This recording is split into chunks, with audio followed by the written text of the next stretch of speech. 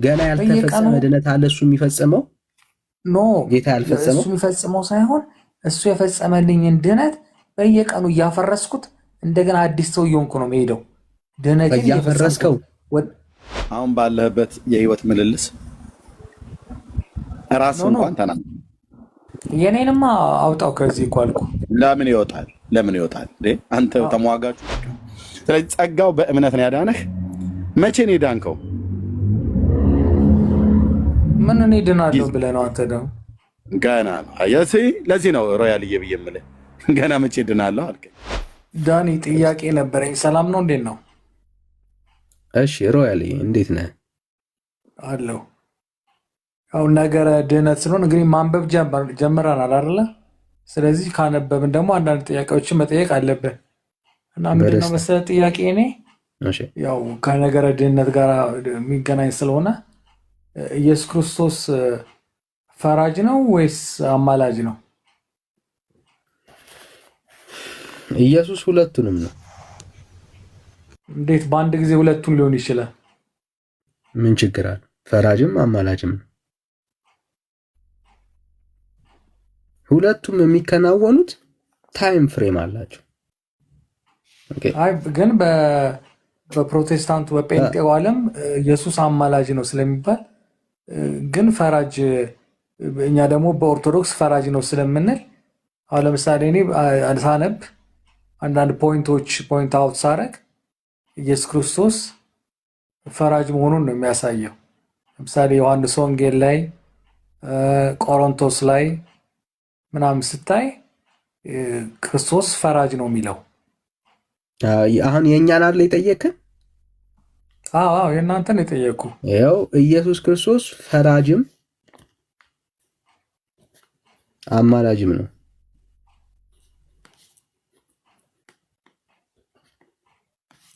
ምን ማለት ነው? አሁን በሰማይ ፍርድ እየተከናወነ ነው። ምን አልከኝ? ፍርድ በሰማይ አሁን እየተከናወነ ነው። ነው ፍርድማ ያው መጨረሻ ጊዜ ሲመጣ ነው ፍርዱ አይደለም? የፍርድ ጊዜ ገና ነው። አየህ፣ ኦኬ፣ ገና ነው። አሁን ሰዎች ግን በሰማይ በክርስቶስ ኢየሱስ እየታረቁ ነው። መጽሐፍ ቅዱሳዊ መልስ ከሆነ አዎ ነው። አንድ ጊዜ በሰራው በመካከለኝነት አንድ መካከለኛ ሆኖ ማስታረቀን ስራ ያው እሱ ዘላለም ሲያስታርቀን ይኖራል ብዬ አስባለሁ። ስለዚህ እሱ ያ ኢየሱስ አሁንም ምንድነው? እሱ አስታራቂ ስራውን አንዴ በመስቀል ላይ ይሙት ይፈጽመው እንጂ ያ የእርቅ ስራ አሁንም ራሱ ኢየሱስ ነው። እሱ ኢየሱስ በስራው አሁንም ምንድነው? እሱ አስታራቂ ነው። ምን ማለት ነው? አሁንም አማላጅ ነው ኢየሱስ። የፍርድ ጊዜ ሲሆን ደግሞ ኢየሱስ ምን ያደርጋል? ፍርድ ይሆናል ማለት ነው። ያኔ ፈራጅ ነው። ክርስቶስ ኢየሱስ አማላጅም ፈራጅም ነው። አማላጅ ብቻ ነው ካልክ ኢየሱስ አይፈርድም ካልክ ትስታለህ። አይ ፈራጅ ብቻ ነው ካልክ አሁን ኢየሱስ ክርስቶስ የሚያደርገውን አገልግሎት ትክዳለህ። እዚህ የክርስቶስ ኢየሱስ ማንነት ፈራጅም አማላጅም ነው። የኛ እምነት ኢየሱስ ፈራጅም አማላጅም ነው ብለን ነው ምናምን። ለምሳሌ ክርስቶስ መስቀል ላይ ሆኖ ተፈጸመ ብሏል አይደለ? እና በስጋ ወራት ያደረገው ነገር መፈጸሙን ነው የሚያሳየው አይደለም? አይ አይደለም። ተፈጸመ ሲል በስጋ ወራት የሚያደርገው ነገር ሁሉ መፈጸሙን የማማለዱ ተግባር መፈጸሙን ነው የሚያሳየው አይደል? ተፈጸመ የሚለው ቃል አይ በቃ መጥቶ አኮምፕሊሽ ሊያደርገው የፈለገውን ነገር ሁሉ ፈጸመው፣ አደረገው፣ ጨረሰው። እሱ ነው። ስለዚህ አሁን መጠየቅ የምፈልገው ምንድን ነው መሰለህ? አሁን ለምሳሌ ክርስቶስ እኛ ለምሳሌ ጸሎት ስናደርግ ወይም ስንል አማልደን ብለን ነው የምንጠይቀው ወይስ እሱ እንደ ፈራጅ ነው የምንጠይቀው? አሁን ክርስቶስ እሺ፣ እሱን አሁን እዚህ ጋር ፈራጅ፣ አሁን ስለ ፍርድ አናወራ። ኦኬ፣ አሁን ስለ ፍርድ አናወራ። አሁን ማማለድ የሚለውን ኮንሰፕት መረዳት የሚኖርብን ከዚህ አንጻር ነው። ኦኬ፣ ማማለድ ወይ ደግሞ መለመን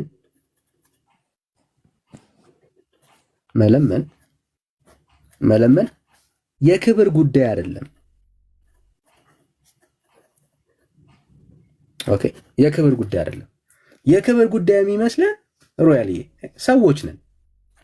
መለመን በእግዚአብሔር ኮንቴክስት የፍቅር ጉዳይ ነው።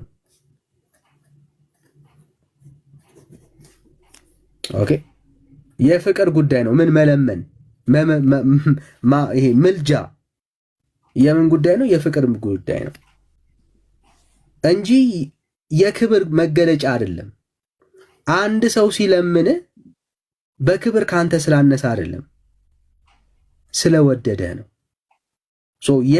በጌታ በመለኮት ዘንድ ያለው ልመና ምልጃ ኮንሰፕቱ ድራይቭ የሚሆነው በፍቅር ነው፣ የስታተስ መገለጫ አይደለም። ኦኬ የስታተስ ማሳያ አይደለም። ይህ ማለት ምን ማለት መሰለ? በመለኮት ዘንድ ያለው አሰራር ምን አይነት እንደሆነ ከእግዚአብሔር ቃል አንጻር ላሳይ። ይኸው እንደዚህ ይላል ቁጥር 6 ላይ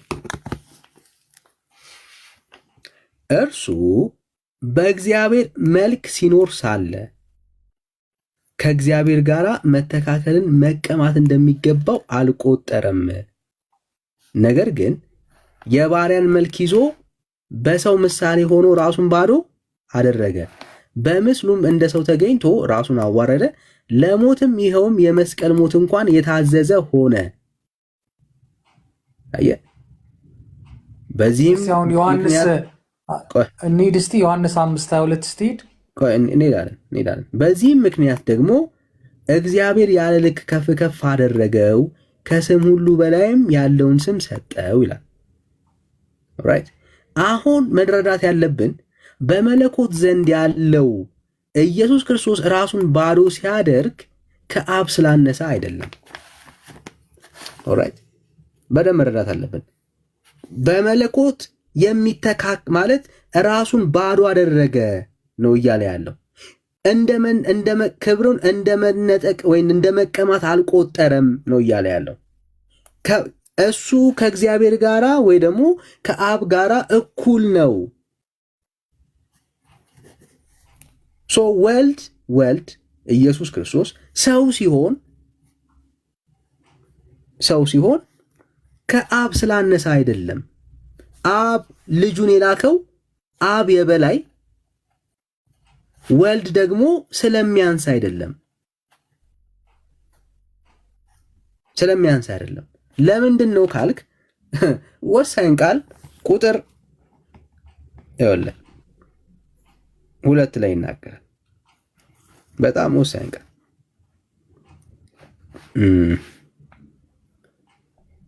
እሺ፣ ይኸው በአንድ ሀሳብ ተስማሙ፣ በአንድ ፍቅር የሚኖራችሁ ሀሳብ የሚኖራችሁና ለወገን ይጠቅማል በማለት በከንቱ ነገር ግን ለያን ቁጥር ይልና እንደ ቁጥር 2 ላይ አይደለም፣ በቁጥር 5 ላይ በክርስቶስ ኢየሱስ የነበረው ይህ ሐሳብ ደግሞ በእናንተ ዘንድ ይሁን ይላል። አዮ ስለ ትህትና ነው የሚያወራው፣ ዝቅ ስለማለት ነው የሚያወራው። ኦኬ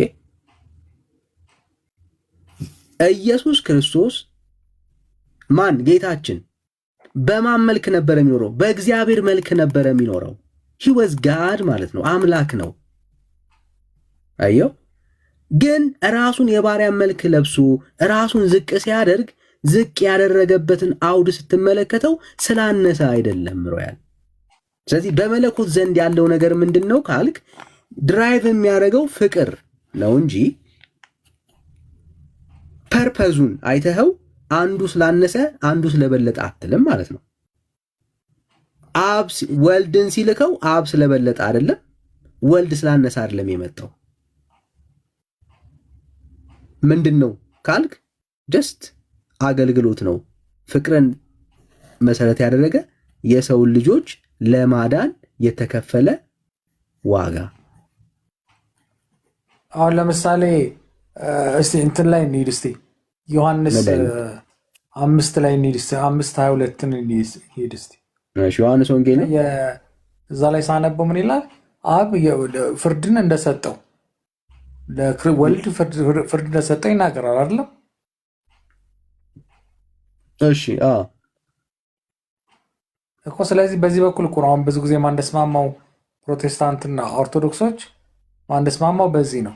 እኛ ፍርድ ይሰጣል ምንልበትን እናንተ ደግሞ በዚህ ሰዓት አይደለም ፍርዱ፣ አሁን በዚህ ሰዓት ክርስቶስ አማላጅ ነው በሚለው መልኩ ግን መጽሐፍ ቅዱስ ላይ ፍርድን እንዲያደርግ ሰጥቶታል ይላል። በዛ ደግሞ ዮሐንስ 5 ላይ እኮ መቼ ነው ፍርዱ ነው እኮ ጥያቄ።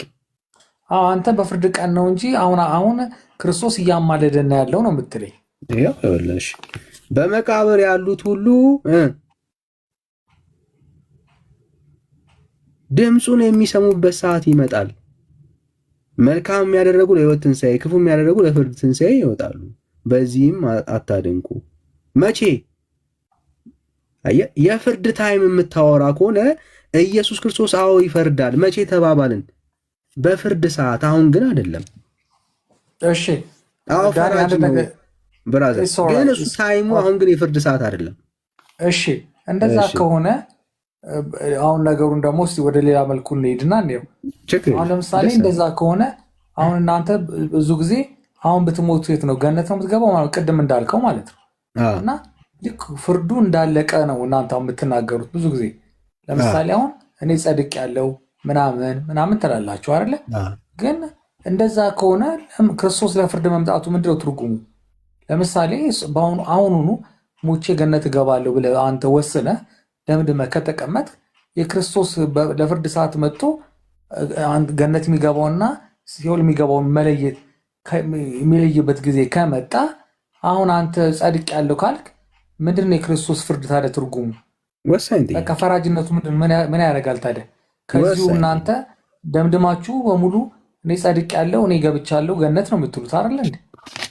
ታዲያ ፍርድን ሳትጠብቁ ይህ የምታውቁ ከሆነ ምንድነው የክርስቶስ ፍርድ ሰዓት መምጣቱ ትርጉሙ ምንድን ነው? በጣም ወሳኝ ጥያቄ።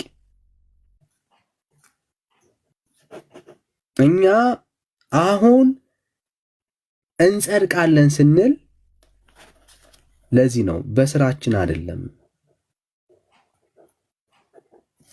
እንጸድቃለን ስንል በስራው ነው።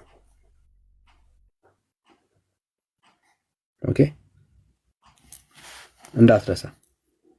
በስራችን ካልሆነ ስለ መጽደቅ ስለ መዳን ስታወራ በእግዚአብሔር ዙፋን ፊት ስንቀርብ ስራችን ምንም የሚመዘነው ነገር የለንም።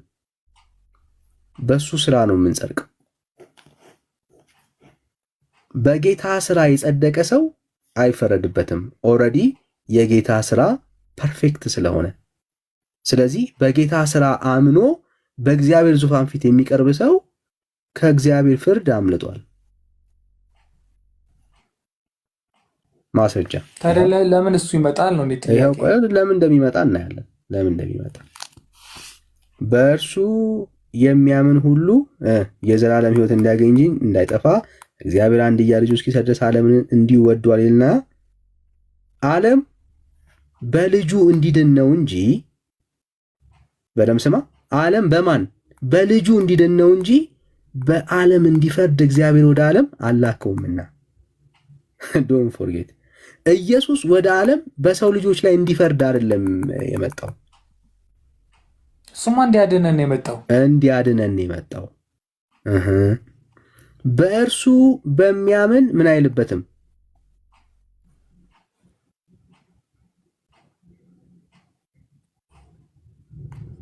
ምን አይልም እኮ እምነቱን አስቀጥሎ ለሄደ ነዋ። በእርሱ በሚያምን እኔ ስለሚያምን ሰው ነው የማወራው። ሳወራ እኛ ክርስቲያኖች አማኝ ነን እና ስለ እምነታችን ነው የምናወራው። ሮያሌ በእርሱ በሚያምን አይፈረድበትም። ስለ አማኝ ነው የምናወራው። ለምንድን ነው የማይፈረድብን ካልከን በእግዚአብሔር ዙፋን ፊት የምንቀርበው በስራችን ሳይሆን በኢየሱስ ስራ ነው። በክርስቶስ ኢየሱስ ስራ ስላመንን የእሱ ስራ ለእኛ ስራ ተደርጎ ስለተቆጠረልን የእኛ ስራ ደግሞ በክርስቶስ ኢየሱስ በመስቀሉ ላይ ጌታ የእኛን ሞት ስለሞተ አንድ ሰው በአንድ ወንጀል ሁለቴ አይጠየቅም። ኦኬ ደብል ጀፓርዲ የሚባል ነገር ታውቃለህ? አንድ ሰው አንድ ወንጀልን ሰራ ከተባለ በዛው በሰራው ወንጀል አንድ ፍርድ ነው የሚቀበለው። አየህ፣ እኔ ለሰራሁት ፍርድ ኢየሱስ ክርስቶስ ስለ እኔ በመስቀል ላይ ፍርዴን ተቀብሎታል። አለቀ። እሺ ሞቴን ነው እንደዛ ከሆነ ለምሳሌ ያ ሰው የመጀመሪያውን ኢኒሻል ሳልቬሽን ካለፈ በኋላ በጸጋው ከዳነ በኋላ ከዛ በኋላ ምንም አይነት ስራ ሳይሰራ ኖርማሊ ጸድቅ ያለ ብሎ ነው የሚኖረው ማለት ነው። በቃ ምንም አይነት ክርስቶስ ጋር የክርስቶስን ትእዛዝ ሳይፈጽም ነው የሚኖረው ማለት ነው። ምንም ነገር አይጠየቅም፣ የፈለገውን ነገር ቢያደርግ ማለት ነው እስከ ፍርድ ጊዜ ድረስ። በደምብ ስማኝ። አዎ ሰው በስራው አይጸድቅም። ደካማ እኮ ነን እኮ ብዙ ነገር እንሰራለን እኮ ሮያልዬ። ደካማ ስለሆነን ነው በስራችንም አንጸድቀው ሮያልዬ።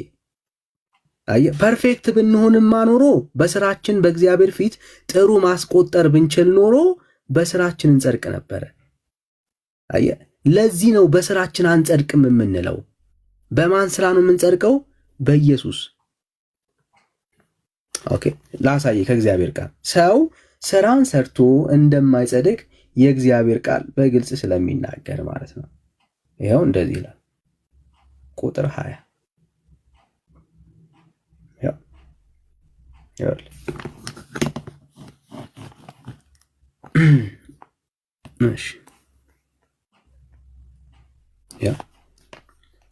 ይህም የሕግን ሥራ በመስራት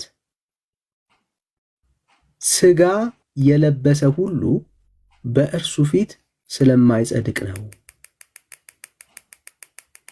ደካሞች ነን። ሕግን እያስቆጠርን ፐርፌክት መሆን አንችልም። ይሄው የእግዚአብሔር ቃል ነው የሚለው። ሥጋ የለበሰ ሁሉ ነው የሚለው። ባይዘወይ ሰው ሁሉ ስራ ሲል የድሮውን ሕግ ነው አይደለ? ያሁን አዲስ ኪዳን ሕግ ላይ ያለውን ሕግ እኮ አይመስልም። አዲስ ብራዘር፣ አዲስ ሕግ ምን የምናወራ ከሆነ በመጠበቅ የምታወራ ከሆነ 600 ምናምን ከ613 በላይ ሕግጋቶች አሉ። አየህ ተዘግተዋል። አሁን በእነሱ ባለማድረግ ተዘግቷል። ለምሳሌ ቀለል ባለ እስቲ ነገሩ የሚያዳምጠውም ይገባዋል፣ እኔም ይገባኛል፣ ሁሉም ሰው እንዲገባው። ለምሳሌ አንድ ሰው ፕሮቴስታንት ሆነ አይደለ? የሚገባን አማርኛ እናውራው ቀለል አድርገን። አሁን ለምሳሌ ከዛ በኋላ በቃ አንተ ኢየሱስን አግኝተሃል ድነሃል ነው አረ የምትሉት? እሺ ከዛ በኋላ ያ ሰውዬ ሲኖር ምድር ላይ ብዙ አይነት የኃጢአት ዓለም ነች መቼም እና ብዙ ነገር ይሰራል እና ምንድን ነው ግን የሚሆነው? በዛ ኃጢአቶች ውስጥ ሲያልፍ ያ ሰው ክፉ ነገር ሲያደርግ ምን ሲል ምንድን ነው ከእግዚአብሔር ጋር ያለው ግንኙነት እየተቋረጠ አይሄድም እንዴ? ከዛ በኋላ እግዚአብሔር በቃ አንድ ኢየሱስን ተቀብያለሁ ብሎ ከዛ በኋላ እንደፈለገ መኖር ይችላል? እሺ እንደፈለገ አይኖርም። እንደ እግዚአብሔር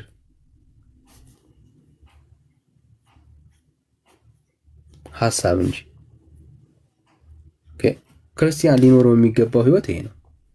አሁን የተቀበልነው ህይወት እንደፈለግን የምንኖርበት ህይወት አይደለም። ኦኬ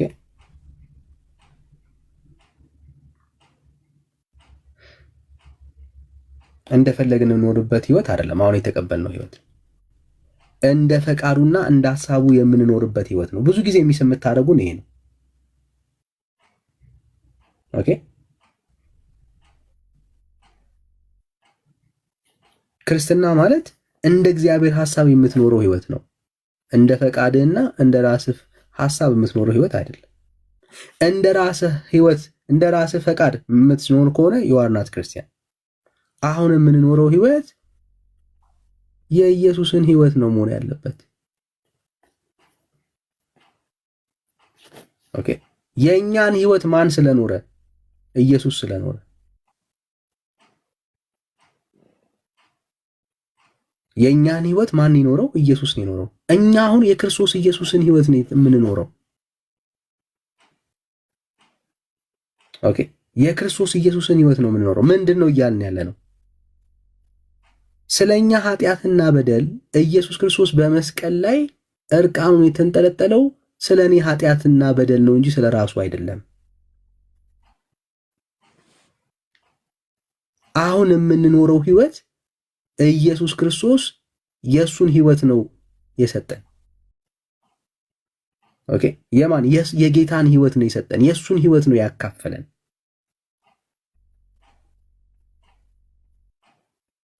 እዚህ አሁን ስንኖር የምንኖረው እንደ እግዚአብሔር ፈቃድና እንደ እግዚአብሔር ሐሳብ ነው እንጂ እንደኛ ፈቃድና እንደኛ ፍላጎት መሆን የለበትም።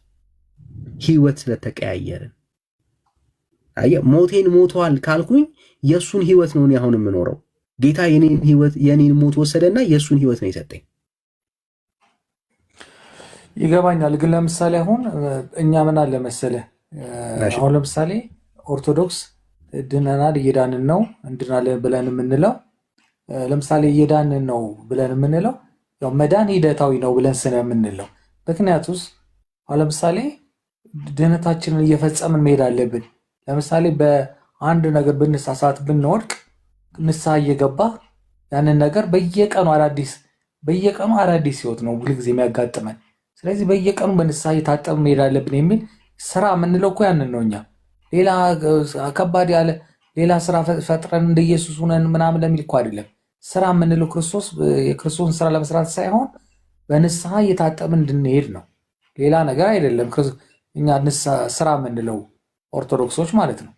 ስለዚህ ኖርማሊ እኛ በየጊዜው የምንወድቀው ውድቀት እንደገና እግዚአብሔር ደግሞ ይቅር እንዲለን በንስሐ እየታጠብን እንሄዳለን ነው ብዙ ጊዜ የምንለው እንጂ አዲስ ስራ ፈጥረን እኛ ጻድቅ ሆነን በቃ የተለየ ነገር እየሰራን ክርስቶስ ከሰራው የበለጠ ለድህነታችን እየፈጸመን ለማለት አይደለም። ይህ ብዙ ጊዜ ፕሮቴስታንቶች የሳቱበት ነገር በእኛ ላይ ይሄ ነው። ንስሐ ማለት ራሱ አንድ ስራ ነው። በቃ ራሳችንም በስራ ኃጢአታችንን እያጠበን የምንሄድበት ነው ስራ የምንለው። እንደገና ደግሞ ድህነታችንን እኛ ሳናምንበት ቀርተን ሳይሆን እየዳንን እየዳንን ነውና እንድናለን የምንለው እየዳንን ነው የሚለው በዚህ መልኩ ነው። የተምታታውን ሀሳብ ክሊር እንድታደርግልኝ እየዳንኩ ነው ስትል ምን እያልክ ነው ያለው? በሂደት ድህነቴን በሂደት እየፈጸምኩ ነው። ለምሳሌ ምን ማለት ነው በሂደት እየፈጸምኩ ነው ማለት? ለምሳሌ አሁን ሙሉ አልነበረም አልተፈጸመም ነበር ማለት ነው። እውልህ ነው መጀመሪያ ድነናል እንላለን። ድነናል እየዳንን ነው እንድናለን ነው የምንለው። ድነናል ችግር የለም እሱ አሁን የቃላቱ ጨዋታ ሳይሆን አሁን እየዳንኩ ነው ስትል ሮያል ምንድን ነው እያለኝ ያለው? ገና ያልተፈጸመ ድነት አለ እሱ የሚፈጽመው ኖ ጌታ ያልፈጸመው እሱ የሚፈጽመው ሳይሆን እሱ የፈጸመልኝን ድነት በየቀኑ እያፈረስኩት እንደገና አዲስ ሰው እየሆንኩ ነው የምሄደው። ድነቴን እያፈረስከው ኖ አሁን ለምሳሌ ማፍረስ ስልህ ለምሳሌ እስታለሁ ሰው ነኝና ከዛ ንስሐ እየገባው ማለት ነው አይደለም? ቶራይሊ ፕሊዝ እነሱ ግራ ተጋብተው እናንተንም ግራ የሚያጋባችሁ ነገረ ድነት ብለው አስተማሩ። ደህንነቴን እየፈጸምኩ ነው እየዳንኩ ነው ብሎ ማለት አሁን የምትኖረው ኑሮ ራስህ ታውቀዋለህ። ከዚህ ኦነስት ሆነ ስለነገርከን ማለት ነው። በዛ መንገድ ነው ደህንነትን የምትጠብቀው። አሁን ባለህበት የህይወት ምልልስ ራስህ እንኳን ተናገር። የኔንማ አውጣው ከዚህ እኮ አልኩ። ለምን ይወጣል እንዴ? አንተ ተሟጋቹ ተከራካሪው ያለበት እኔ እኮ አሁን እኮ ወደዚህ ፖለቲካ እኮ ለመምጣት ነው። ፖለቲካ እኮ አይደለም የታውቃል አይደል? ፖለቲካ ያልተደረገውን ህዝብ ለማሳመን ተብሎ እና እነሱ የማያደርጉትን አድርገውትም የማያውቁትን እናደርጋለን ብለው ቃል ይገባሉ፣ አድርገናልን ብለው ይላሉ። ያው ህዝብ ለመያዝ ማለት ነው። አንተ በህይወት ላይ ተግባራዊ ያላደረከውን ነገረ ድህነት ያላገኘውን ነገረ ድህነት አሁን አልዳንክም እኮ ሮያል እየታውቃል አይደል? እኔ በእግዚአብሔር ፊት አልዋሸን። ሮያል ያልዳነ ወንድም ነው። አልዳንም ገና ድኛለሁ ብለው ለማለት ምንም አይነት የእምነት ኤቪደንስ የለህም። አልዳንክም። ግን ምን አልክ አሁን? እነሱም ብለው የሚሉት አንተን ብቻ አይደለም አንተን መሰሎች ኦርቶዶክሳውያን አልዳኑ።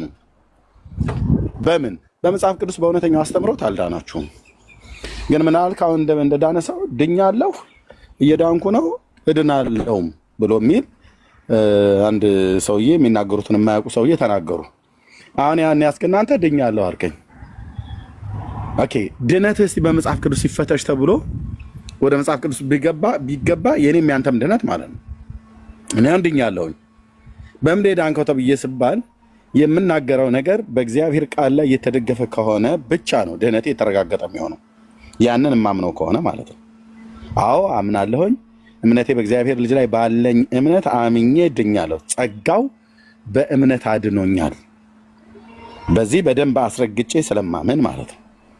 ሮያል ግን አሁን ይህን ጸጋው በእምነት አላዳንህም፣ አይ ጸጋው ነው በእምነት ያዳነኝ ብለህ የምትል ከሆነ መቼ ነው የእግዚአብሔር ጸጋን አንተ በእምነት የተቀበልከው ብሎ የሚል ጥያቄ ደግሞ ይመጣብሃል ማለት ነው። አስከትሎቱ ይሄን መቼ ነው ያንን የእግዚአብሔርን ጸጋ አንተ በእምነት የተቀበልከው ብሎ የሚል ሲመጣ በአንተ ህይወት ላይ እምነት የሚባል ነገር ፋውንዴሽን የለም። አንተ ድኛለሁ ብለህ የምትለው የ40 ቀን ህፃን ልጅ ተጠምቄ የማታውቀውን ጥምቀት የማታስታውሰውን ጥምቀት በሱ ላይ ተንተርሳሉ። እሱ ደግሞ መጽሐፍ ቅዱስ ያስተምሮት አይደለም። ስለዚህ እየዳንኩ ነው ብለህ ለማለት አትችልም። ድኛለሁም ብለህ ለማለት አትችልም። የእውነቱን እንዳንድ መንፈሳዊ ወንድም እንዳንድ መንፈሳዊ ሰው ስነግርህ ሮያል ወንድሜ አልዳንም፣ እየዳንም አይደለም፣ የሚድንበትንም መንገድ አይደለም የያዘው። በእስራኤል አጸና ነው ብለህ ካልክ አሁን ያለህበትን ኑሮ ታውቀዋለህ፣ ከዚህ ቤትም ያለህን ኑሮ ታውቀዋለህ። ታዲያ ምን ይሻላል ለሮያል? ታዲያ ማን ነው የሚያድነው? ማን ነው የሚያወጣው? አዳኝ ኢየሱስ ራስ ፋይንድ እንትን እያልኩ እኮ ነው። ለምሳሌ አሁን እምነቴ እንደዚህ ነው አይደል የምትለው? ያንን እኮ መንገድ እኮ ነው ለመሄድ እኮ ነው። አሁን እኔ መጽሐፍ ቅዱስ እያነበብኩኝ እምነቴን እያወቅኩ ለመሄድ የምፈልገው እኮ ካለሁበት ህይወት ለመውጣት እኮ ነው። ልክ ነው። እሱ ያስማማናል ሮያል። እሱ አሁን እያረካ ያለው ነገር ለመዳን እየፈለክ ነው። ይሄን በደንብ ይሄ ያሳብቅባል። ለመዳን እየፈለክ ለመዳን እኮ እየሞከርኩ ነው። ምክንያቱም እየሞከርክ አይደል? ሙከራውን ተው። ሙከራ የሚባል ነገር አስወግድ ከላ ላይ ለመዳን እየሞከርክ ሳይሆን ማድረግ ያለብህ የሰራዊት ጌታ እግዚአብሔር እንዲረዳ ከፈለክ ለመዳን ፈልግ። ኦኬ ለመዳን ስትፈልግ አዳኙ ማን ነው ብሎ የሚለውንም ፈልግ። እዛ መጽሐፍ ቅዱስ ላይ አንብበው ያልኩ ላይ አዳኙ ለመዳን ፈልጋል። ኦኬ ካንተ ያለው ፓርት ኦኬ መዳን እንፈልጋለን። በዘላለም የገሃነመ እሳት ተጠብሰ ዘላለም ፍጻሜ እንዲበላሽባት አትፈልግም። ይሄ ያንተ ነው፣ ያንተ መፈለግ ነው። ኦኬ ለመዳን መፈለግ ብቻ ሳይሆን ግን አዳኙንም ጭምር መፈለግ ነው ያለብን። አዳኙ ስትፈልገው ደግሞ አንብበው ብዬ ባልኩ በመጽሐፍ ቅዱስ ላይ አዳኙ ብላክ ኤንድ ዋይት ደምቆ ጎልቶ በግልጽ ብሉይ ኪዳን አዲስ ኪዳን የሚናገሩት አዳኙ ኢየሱስ ክርስቶስ እንደሆነ ይነግርሃል። በምንድን ነው የምትድነው? በእምነት ነው የምትድነው። ጸጋው በእምነት ያድናል፣ ይህም የእግዚአብሔር ስጦታ እንጂ ከእናንተ አይደለም ይላል፣ ከስራ አይደለም ይላል። ከሮያል ምንድን የተጠበቀ የተፈለገው እምነት ብቻ እንዴ? የሚመካ በእግዚአብሔር ይመካ፣ የሚታመን በእግዚአብሔር ይታመን፣ የሚደገፍ በእግዚአብሔር ይደገፍ እያለ ልክ ውሃው አናተኛ ሄዶ ውሃው ላይ ለጥ እንደሚልበት አንተ በእግዚአብሔር ልጅ ላይ ሄደህ አታምንም እንዴ? ቆይ ከእምነት አንድ ነገር ልጠይቅ እስኪ ኤርምያስ። አሁን ለምሳሌ እምነት ከእምነት ውጭ ምን አለ? መጀመሪያ ደረጃ ቤዝመንቱ እሱ አይደለም እንዴ? አይደለም። በአንተ ህይወት ላይ እሱ አይደለም ቤዝመንቱ። ሮያል አይደለም ቤዝመንቱ እሱ አይደለም። አሁን እኮ አልኩ እኮ ዳዴ እያልኩኝ እኮ ነው እኔ ገና። በቃ እሱኛውን መንገድን ቀጥል። ዳዴ ማለቱን ቀጥል። ዳዴህን የት ነው የጀመርከው? መጽሐፍ ቅዱስ ላይ ነው የጀመርከው። መጽሐፍ ቅዱስ ላይ ዳዴ ማለት የጀመረ ሰው ቀጥ ብሎ መሄዱ የማይቀር ነው። ቆሞ መሄዱ የማይቀር ነው። ተራምዶ ራሱን ችሎ መሄዱ የማይቀር ነው። ዳዴነትን የጀመርከው ከየት ነው? ከመጽሐፍ ቅዱስ ነው። እስከ ዛሬ ግን በመንፈሳዊ ዓለም ላይ ዳዴም እያልክ አልነበረም፣ አልዳንክምም፣ እየዳንክም አይደለም።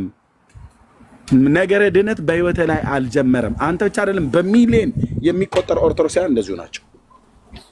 ሰው የአምላኩን የእግዚአብሔርን ቃል ሳያቅ፣ ሳያነብ፣ ሳያምን ያንን ቅዱስ ቃሉን ካፉ የወጣውን ቅዱስ ቃል ሳያምን እምነቱን በእግዚአብሔር ላይ ሳያደርግ እንዴት በስራ ይድናለሁ፣ እንዴት በስራ ይጸድቃለሁ ብሎ ይላል። ምን አይነት ስራ አለውና? ሮያል ያለውን ስራ ያውቀዋል። ኤርምያስም ልክ እንዳንተው በኃጢአት የጨቀየው ነበርኩኝ። ዳንኤል ብለህ ብትል እዚህ ሁላችን የተሰበሰብን ማለት ነው። እህታችን ከእስልምና ሃይማኖት የመጣችው ማለት በኃጢአት የጨቀየን ሙታን ነበር። ማን ነው የሚያድነን? ማን ነው አዳኙ? ማን ነው ፈልገን ያገኘነው? በመጽሐፍ ቅዱስ ላይ ማን ነው ፈልጎን የመጣው? እኔ እናንተን የጠፋውን የሰውን ዘር ሊያድን ከኢየሱስ ክርስቶስ በስተቀር ማን አለ? ሮያል በኢየሱስ ላይ ያልተደገፈ፣ በኢየሱስ ላይ ያልታመነ፣ በኢየሱስ ላይ እምነቱን ያላደረገ በማን ላይ ሊያደርግ ይችላል? እሺ ኢየሱስ ላይ ለመታመን ሮያል ምን ማድረግ አለበት? ስለ ኢየሱስ የሚናገሩ መጽሐፍትን ነው ማንበብ ያለበት። ስለ ኢየሱስ የሚናገሩት መጽሐፍት የትኞቹ ናቸው? በብሉይ ኪዳንና በአዲስ ኪዳን የተደረደሩት የተዘረዘሩት ቅዱሳት መጽሐፍት መጽሐፍ ቅዱስ ላይ ያሉት ማለት ነው። ወንጌላቱ፣ መልእክታቱ፣ ራዩ፣ ትንቢቱ እነኚህ ማለት ነው። እነሱን ደግሞ ሮያልያውን በቅርብ ነው ማንበብ የጀመረው። ስለዚህ ከዚህ በፊት ነገረ ድነትን እሱ ገብቶታል፣ ድኗል፣ አልዳንም። ሮያል ብቻ ነው በፍጹም። ኤርሚያስም እንደዚህ ነበረ እንዳንተ ከዛሬ 27 ዓመት በፊት ዝም ብሎ በከንቱ የሚገበዝ እቀድሳለሁ ብሎ የሚል በቃ እውነትም ቀዳሽ የነበረ ማለት ነው። ህይወቱ የረከሰ ግን ቀዳሽ የነበረ መዳኑን የማያውቅ አዳኙንም የማያውቅ አዳኙ ከፍጡር ጋር ተቀላቅሎበት መለየት የተሳነው የእግዚአብሔር ቃል እውቀትን የማያውቅ በደመ ነፍስ የሚወጣ የሚገባ ቆንጅዬ ሃይማኖተኛ ነጠላ ለብሶ የሚወጣ የሚገባ እንደዚህ አይነት ሰው ነበር። ይሄ ኤርሚያስ የሚያወራ እኔ ግን ያልኩት ኤርሚያስ ገብተዋል። አሁን ለምሳሌ አንተ እንዳልከው እኔ በእኔ በኩል የነገር ያለው እኔ መጽሐፍ ቅዱስንም አላውቀውም ምኑንም አላውቅም። ዓለማዊ ህይወት ላይ ተነክሬ ያለው ሰው ነኝ። አሁንም ምንም ለማንም እኛለው እየዳንኩ ነው አትበላ ሮያልዬ ያልሆንከው። አይ በእኛ እምነት ለምሳሌ ድነናል እየዳንን ነውና እንድናለን የሚለውን ፕሪንሲፕል ነው የምትከተለው ኦርቶዶክስ። ስለዚህ እኔም ደግሞ ወደዛ ነው ዳዴ። እስኪ አንድ ሰው ጥራለን እስኪ። አሁን ይሄን ብለህ የምትለውን አንተ ህይወቴን ሻቋለሁ ብለህናል። ኦነስት ሆነ ስለነገርከን እስኪ አሁን በዚህ በሚለው ድኛለሁ እየዳንኩ ነው እድናለሁ ብሎ የሚል አንድ ኦርቶዶክሳዊ ይግባና ጥያቄ እስኪ እንጠይቀው። እንዴት ነው የዳንከው ብለን እንጠይቀው። አንተ እግዚአብሔርን ቃል ስለማታውቅ ነው። አንድ ሰው እየገና እያነበብኩ ስለሆነ ታውቃለህ። አንድ ሰው እስኪ ኦርቶዶክሳውያን የሆነ ሰው ይግባና ድኛለሁ እየዳንኩ ነው እድናለሁ ብሎ የሚለውን የእግዚአብሔር ቃል ነው እና በዚህ መሰረት እኔ ህይወቴ በዚህ መሰረት ላይ የተመሰረተ ነው ብሎ የሚናገር ኦርቶዶክሳዊ ይናገር። ተክለ ስላሴ ግባ ምናምን የሚሉት ተክሌ ያለ ካለ ግባ ተክሌ።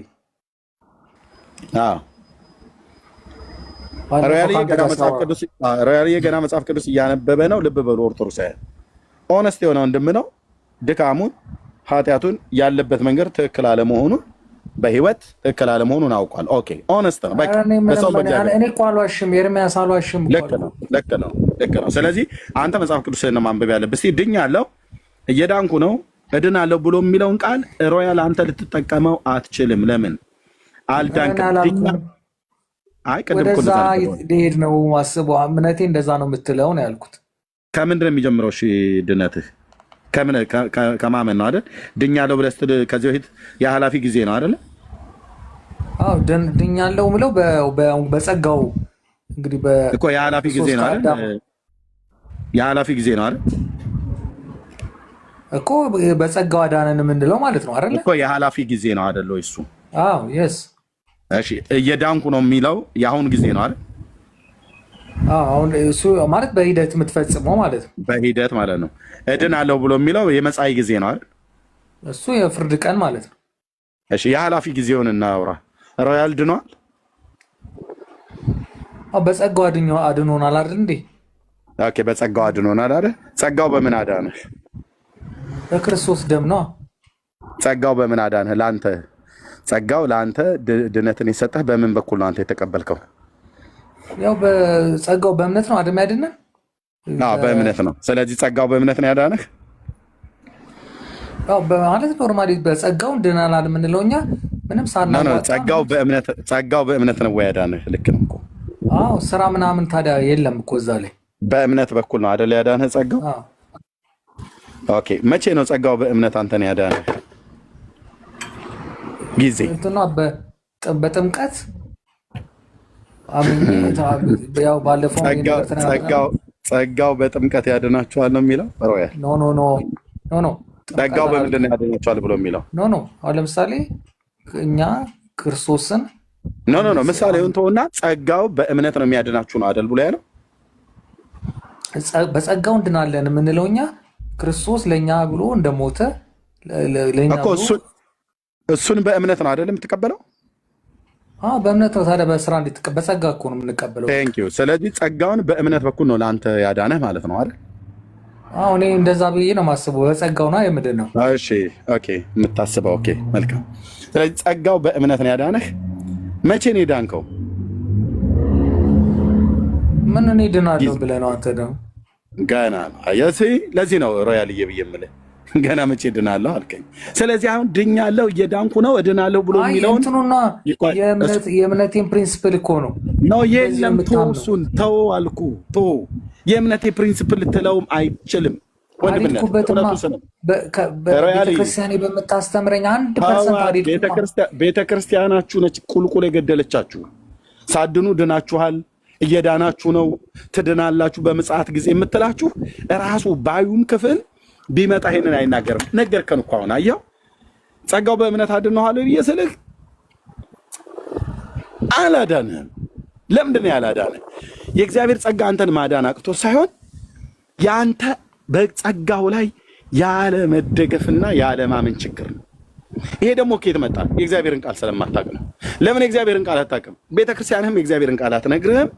አንብብም ብላ በግልህ አትነግርህም፣ አታስተምርምም። ስለዚህ ያልዳነን ማህበረሰብ ዳነ እና እየዳናችሁ ነው ትላለች። እየዳናችሁ ነው፣ በሂደት ድነታችሁን እየፈጸማችሁ ነው አለ። ጫት እየቃመ መጠጥ እየጠጣ እየሰከረ እየዘሞተ የመዳን መንገዱን እየፈጸመ ነው ኦርቶዶክሳዊ።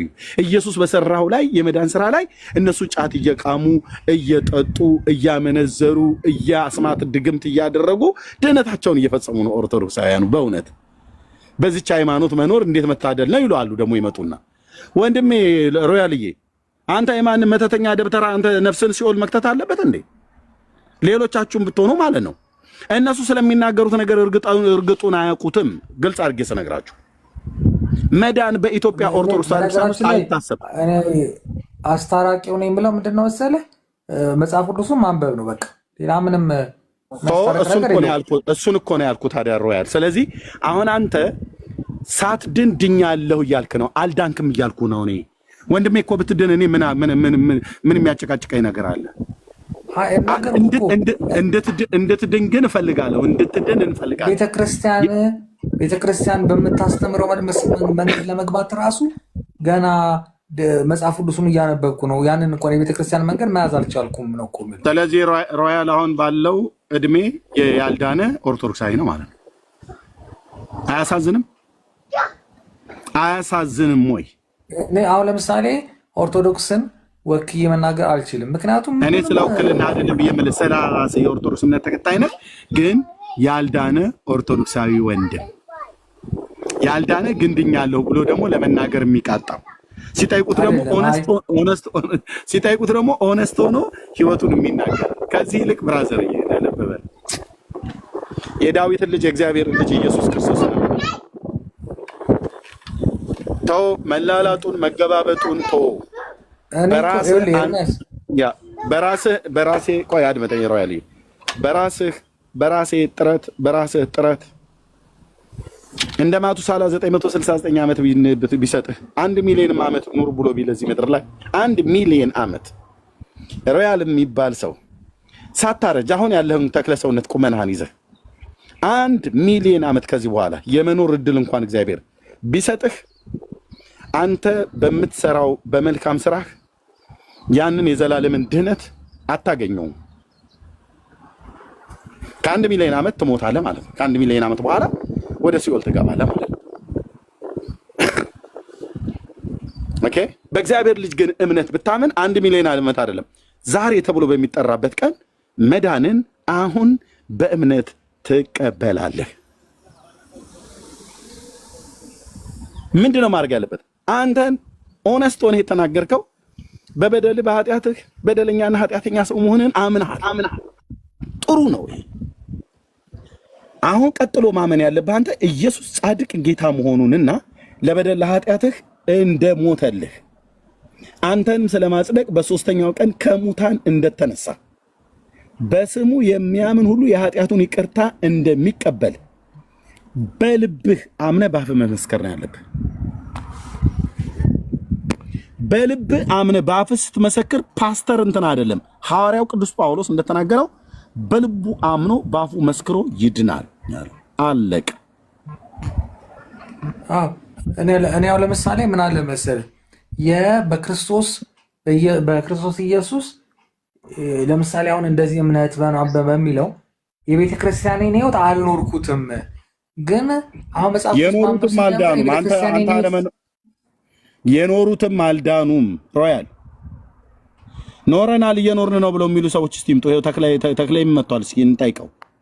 እነዚህ ድነናል፣ እየዳንን ነው፣ እንድናለን ብለው የሚሉ ተራ ፖለቲካ እያወሩ እንዳሉ እንዴት እርግጠኛ መሆን ይቻላል? እሱን ነው እኔ ያሳያለሁ።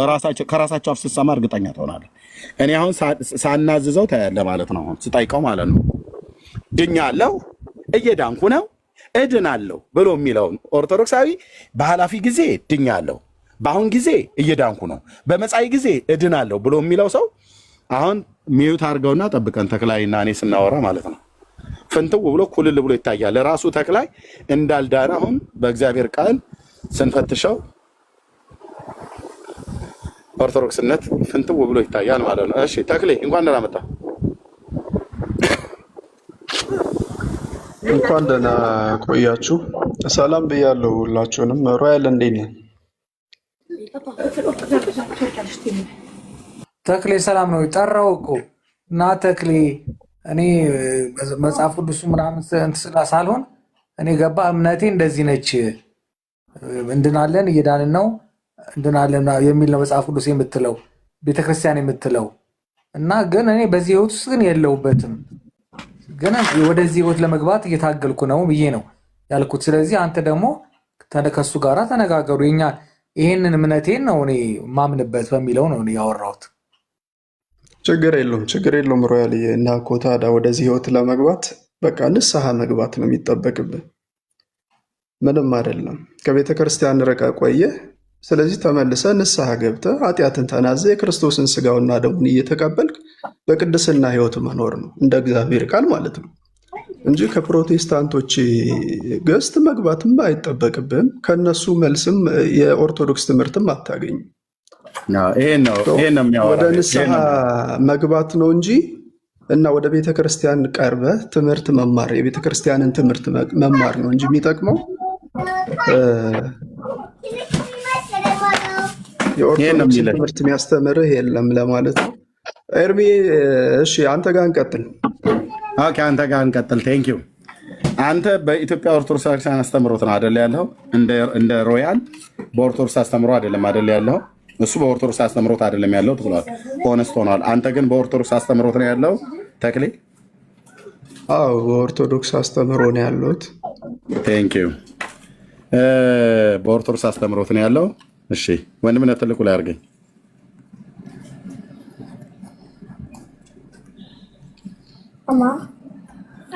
ኦኬ በኦርቶዶክስ አስተምሮ ነው ያለው። ንስሐ ገብተሃል?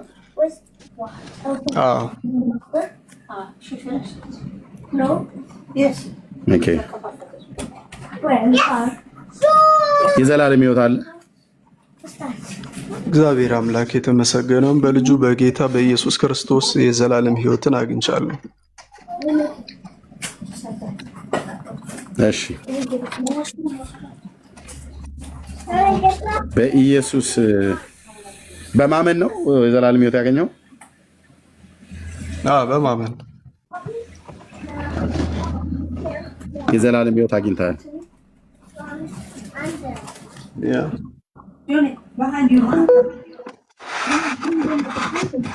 አሁን ብትሞት፣ አሁን እያወራን እያለ ብትሞት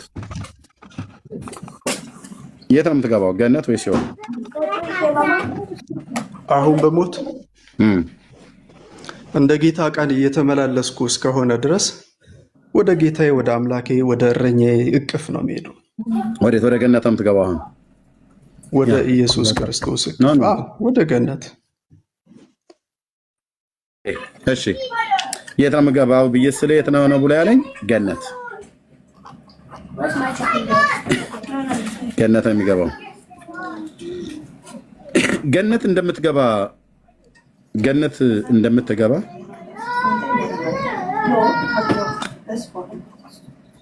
ማን የመሰከረልህ? ወይ ደግሞ ማን ያረጋገጠልህ? ጌታ ኢየሱስ ክርስቶስ በምን በኩል? በወንጌል ነው። ወንጌሉ ምን ይላል? ሰዎች የእግዚአብሔር ልጅ ድምፅ የሚሰሙበት ጊዜ ይመጣል፣ እርሱም አሁን ነው፣ የሚሰሙትም ሁሉ በሕይወት ይኖራሉ ተብሎ እንደተጻፈው የአምላኬን ቃል እየተከተልኩ ፍጻሜ ደግሞ ወደዛው ነው ማለት ነው። ኦኬ። ስለዚህ እግዚአብሔርን ልጅ ድምፅ መቼ ነው የሰማኸው? ከልጅነቴ ጀምሮ ነው። ከስንት ዓመት ጀምሮ? ከታች ጀምሮ። ከስንት ዓመት? በዚህ ቀን ብዬ ልነግርህ አልችልም። ያንን አንተ መናገር የምትችል አይመስለኝም። ከልጅነቴ ጀምሮ ብለኸኛል። ከመቼ ጀምሮ? ከልጅነት ጀምሮ፣ ከታናሽነት ጀምሮ የጌታን ድምፅ መስማት ጀምሮ። ክርክር አታርገው። ከመቼ ጀምሮ ነው የጌታን ድምፅ መስማት የጀመረው? እኮ ከልጅነት ጀምሮ። በዚህ ቀን ብለህ መናገር ትችላለህ እንዴ ኤርሚያስ? እኔ አላልኩም። እኔ አንተ ነህ ያልኩህ። እኔ መቼ አልኩኝ? እኔ ከመቼ ከልጅነት ጀምሮ ጊዜውን መድብልኝ ነው ያልኩህ። የጌታን ድምፅ መስማት የጀመርክበትን እኮ ከልጅነት ጀምሮ ማለት እንግዲህ ማስተዋል ከጀመርኩበት ጊዜ ጀምሮ ማለት ነው። ከስንት ዓመት ማስተዋል? እሺ ማስተዋል ከጀመርክበት ከስንት ዓመት ጀምሮ ማስተዋል የጀመርከው? በቃ ምን ልበልህ፣ ሕፃን ሆኜ ነው። ሕፃን ሆኜ በእናቴ ጀርባ ሆኜ ቤተክርስቲያን ስመላለስ የጌታን ነገር ሁሉ አይ ነበር። ልብ በሉ። መቼ ነው ያስተዋልከው ብዬ ስለው ማስተዋል በጀመርኩበት ጊዜ። መቼ ነው የሰማኸው ብዬ ስለው ማስተዋል በጀመርኩበት ጊዜ አለ። መቼ ነው ብዬ ስለው በእናቴ ጀርባ ላይ ሆኜ ነው እያስተዋልኩ የነበረው አለ። ዚስ ኢዝ ኦርቶዶክስ። በእናቱ ጀርባ ሆኖ የሚያስተውል ሕፃን በእናቴ ኦርቶዶክስ ማለት ምን አገናኘው ኤርሚያስ? አይ በእናቴ ትምህርታችሁ ነው። ማስተዋል ማለት ምን ማለት ነው? አንተ አካለ መጠን ማድረስ ጀርባ ጀምረህ ነው ማስተዋል ጀምረህ። እንደዚህ ነው ምዛዝ ሮያል እየሰማሁ ብቻ ተሰማኝ ብቻ ሮያል ፌር ሁን እንጂ ኤርሚያስ። ማስተዋል ማለት ነው ማወራ የጠየቅኩህን ነው። እኔ ፌር ሆኜ ነው የምሰማህ። መቼ ነው የጀመርከው? ስናገር እኮ አሁን ማሾፍ ካልጨረስክ ልስጥህ። ቀጥል። ካልጨረስክ ልስጥህ። የኔን መልስ ሌላ ንግግር ለምን ትነው? ያንተን መልስ ነው የጻፍኩት ወንድሜ። ለምንድን ነው ምንድን ነው ያልኩት? አድምጠኝ። መቼ ነው የጌታን ድምፅ የምሰማው አልኩት። የምንጽፈው ለዚህ ነው። ባይዘው መቼ ነው የጌታን ድምፅ የሰማው ብዬ ስልህ ከልጅነቴ ጀምሮ አልከኝ። መቼ ነው ቀኑ ንገር ብዬ ስልህ አይ ቀኑን አንተ አታውቀውም አልከኝ። እኔ አላውቀውም ራስህ ተናገር አልኩ። ራስህ ትናገር። ማስተዋል በጀመርኩበት ጊዜ አልከኝ። መቼ ነው ማስተዋል የጀመርከው ብዬ ስልህ ከእናቴ ጀርባ ላይ ጀምሮ በነበርኩበት ጊዜ አልከኝ። ዚስ ኢዝ ኦርቶዶክስ አልኩ። ማለት ምን ማለት ነው? ይህ ነው ኦርቶዶክሳዊነት ማለት ነው። ወደዛ አትሄድ። አሁን እኔ ልጨርስልህ። በቃ እዚህ ላይ ስላልገባህ ነው መልሶ የጻፍከው። ለሁለት አይደል የጻፍከው? ከእናት ጀርባ ጀምሮ ነው ያስተዋልከው እኮ። መልሰው ላሳይ። እሺ እኔ ማስተዋል የጀመርክበት የሚለውን እኔ የምረዳበት እናንተ የምትረዳበት መንገድ የተለያየ እንደሆነ እየተረዳሁ መቼ እኔ እስካልነገርኩ ድረስ የኔን ገምታ አትናገር። የራስህን ንገረኝ። ማስተዋል የጀመርከው መቼ ነው? እንደ የኔን ካልተቀበልክ የተለያየ ነው ማለት ነው። ስለዚህ ማስተዋል የጀመርኩበትን እኔ አንተን እቀበላለሁ። ማስተዋል የጀመርከው መቼ ነው ነው ያልኩህ። እግዚአብሔር እንግዲህ በቤቱ የተወለዱትን በመቅደሱ የሚመላለሱትን ሕፃናት ሁሉ ከልጅነታቸው ጀምሮ ማለት ነው በሚገባቸው መንገድ ራሱ ይገልጽላቸዋል። በቤቱ ነው እንዴት ተወለዳችሁት? በቸርች ውስጥ ነው የተወለዳችሁት? በቤቱ ማለት በክርስቲያን ቤተሰብ ማለት ነው። ኦኬ፣ በክርስቲያን ቤተሰብ። እሺ፣ ስለዚህ መቼ ነው አንተ ማስተዋል የጀመርከው ነው ያልኩህ ተክሌ? ጡት እየጠባ አንድ ሕፃን ማስተዋል አይጀምርም። ነገር ግን በእናቱ ጀርባ ወደ ቤተክርስቲያን እኮ እሱን ላስረዳህ እንጂ ኦኬ ማስተዋል ምንድን ነው የሚለውንም አብሬ ላስረዳ። ምክንያቱም ማስተዋል ማለት ትርጉሙ ማስተዋል ማለት እኛ አንፈልገውም። አማርኛ ተናጋሪዎች ነን። በደንብ እንዳንናገር የምታደርጉ ከሆነ ለምንድን ነው ታዲያ? እኔ እንዳትናገር አላልኩህም። አንተ ዝም ብለህ ያልሆነ ቃል ታመጣና እሱን ተርጉምልን አላል። የቃል ትርጉም አይደለም ያልኩህ። ማስተዋል ማለት ምን ማለት እንደሆነ እዚህ የማይገባው ሰው አይደለም ያለው። ማስተዋል የጀመርከው መቼ ነው? አድምጠኝ፣ እኩል አታውራ። ማስተዋል የጀመርከው መቼ ነው ብዬ ስጠይቅህ ማስተዋል ማለት ትርጉሙ ልንገርህ አትበለኝ። 10 መዝገበ ቃላት እጄ ላይ ያለ ሰው ነኝ። አማርኛ ቋንቋ ተናጋሪ ነኝ ብራዘር። ቃሉን አይደለም ተርጉሞ ያልኩ ተክሌ፣ አንተ ማስተዋል የጀመርክበትን እድሜውን ነው ንገረኝ ያልኩ። እድሜህን ነው አንተ ማስተዋል የጀመርክበትንና የጌታን ድምፅ የሰማህበትን እድሜህን ነው ንገረኝ ብያልኩ እንጂ ማስተዋል ማለት ምን ማለት ነው ብዬ ባላልኩብህ ባልጠየቅኩ አንተ የሆነ ቃል አምጥተህ እሱ ልተርጉም ልበላት በለኝ። እቤቴ የምድሪቱ ላይ ያለ 10 መዝገበ ቃላት አለ፣ የአማርኛም የግዕዙም 10 ማለት ለማጋነን አይደለም፣ በቁጥር 10 ማለት ነው። ኢትዮጵያ ምድር ላይ ያለ መዝገበ ቃላት እኔ እጅ ላይ የሌለ የለም። የቃል ትርጉም አይደለም የጠየኩ ብራዘርዬ። እኔ ጠየኩ ማስተዋል የጀመርክበት ማለት ማስተዋል ማለት ትርጉም ምን ማለት ነው? ቆይ አንድም እንደዛ ይፈታል፣ ሁለትም እንደዚህ ይፈታል ብለን እኛ የትርጉም ችግር የለብንም። አንተ ማስተዋል የጀመርከውና የጌታን ድምፅ የሰማህበት ከልጅነት የጀምሮ ነው ብላል። ቅድም በእናቴ ጀርባ ላይ ሆኜ ነው አልክ። አሁን ያንን እድሜውን ንገረን፣ የቱ ጋር ነው ያስተዋልከው ነው ያልኩት። ተክሌ በጣም ይቅርታ፣ ቀጥል። የወሰድከውን ደቂቃ ወስደህ ማለት ነው፣ ግን ከጥያቄው አትውጣብኝ። ቴንክ ዩ።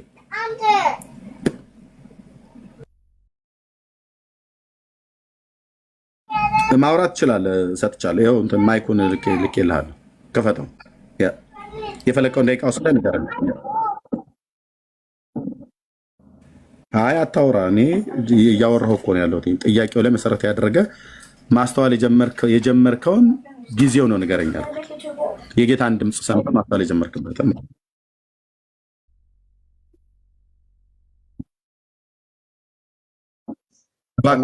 ማስተዋል የጀመርክበትን እድሜውን ንገረን። ማስተዋል የጀመርክበትን ነገርኩ እኮ ከእናቴ ጀርባ ጀምሮ የእግዚአብሔርን ነገር አስተውል ነበር፣ አይ ነበር የጀመረው። ማስተዋል የጀመረው ከእናቱ ጀርባ ጀምሮ ነው። አሁን ይሄንን ማስተዋል ግን ምን እንደሆነ ላስረዳ። ከታናሽነቴ ጀምሮ ይኸውላችሁ፣ አታስረዳ፣ አድምጠኝ። ከእናቴ ጀርባ መነጋገር ካልፈለግ በቃ ምንም ዋጋ የለውም። እኔን የሚዩት ያደረኩ ወንድማችን መልሰልኛል ጥያቄውን ለማለት ነው። ጀርባ ከእናትህ ጀርባ ጀምረህ ነው ማስተዋል የጀመርከው። አሁን የሚቀጥልህ ጥያቄ ምንድን ነው ያስተዋልከው? ቴንክ ዩ። ያስተዋልከው በዛች በታናሽነቴ የእግዚአብሔርን ነገር በገባኝ ልክ ያስተዋልኩ ነበረ። ከታናሽነቴ ጀምሮ ማለት ነው። ምን ነበር? ጠይቅ እስኪ። በሆሳዕና ጊዜ ህፃናት ኢየሱስን ሲያመሰግኑ ታይተሃል? ምን ነበረ ነው ያልኩህ? ያስተዋልከው ምን ነበረ እኮ እሱን ልመጣልህ ነው። በሆሳዕና ጊዜ ህፃናት ኢየሱስ ክርስቶስን ሲያስተዋልከው አልጠየቅኩህም። ምን ነበረ ያስተዋልከው? አንተ ያስተዋልከው ምንድን ነው ያስተዋልከው? በወቅቱ በእናት ጀርባ ላይ ሆነ እያስተዋልኩ ነው የመጣሁት ከእናቴ ጀርባ ጀምሮ የእግዚአብሔርን ነገር ብለኛል። ያ የእግዚአብሔር ነገር ያስተዋልከው ምንድን ነበር? ከእናት ጀርባ ጀምረህ የሆነ ነገር አስተውላል። ያስተዋልከው አውቃል ማለት ነው። ስሙን ምንድን ነው ያስተዋልከው? እየሰለው ስሙን የእግዚአብሔርን ስም እኮ የጌታን ስም ማለት ነው። እሺ ምንድነው? ማን የነገረህ? የእናቴን ስም እማማ በምልበት እድሜ የአምላኬንም ስም በቤተ ክርስቲያን እየሰማሁ ነበር። የጠየቅኩ መልስልኝ። ማን የነገረህ የእግዚአብሔርን ስም ለአንተ? እዛው ላይ በስብከቱም በቅዳሴውም ስሙ ሲጠራ እንሰማለን አይደል እንዴ? እንደ ሕፃንነታችን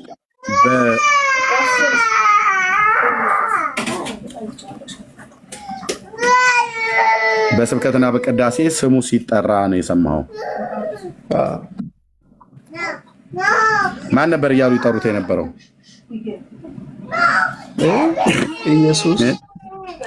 ኢየሱስ፣ መድኃኔዓለም፣ እግዚአብሔር፣ ሥላሴ፣ ሁሉንም ከዛ ጊዜ ጀምሮ። አሁን አንተ እኮ እዚህ ላይ ፋላሲ ለመስራት ፈልገህ ነው።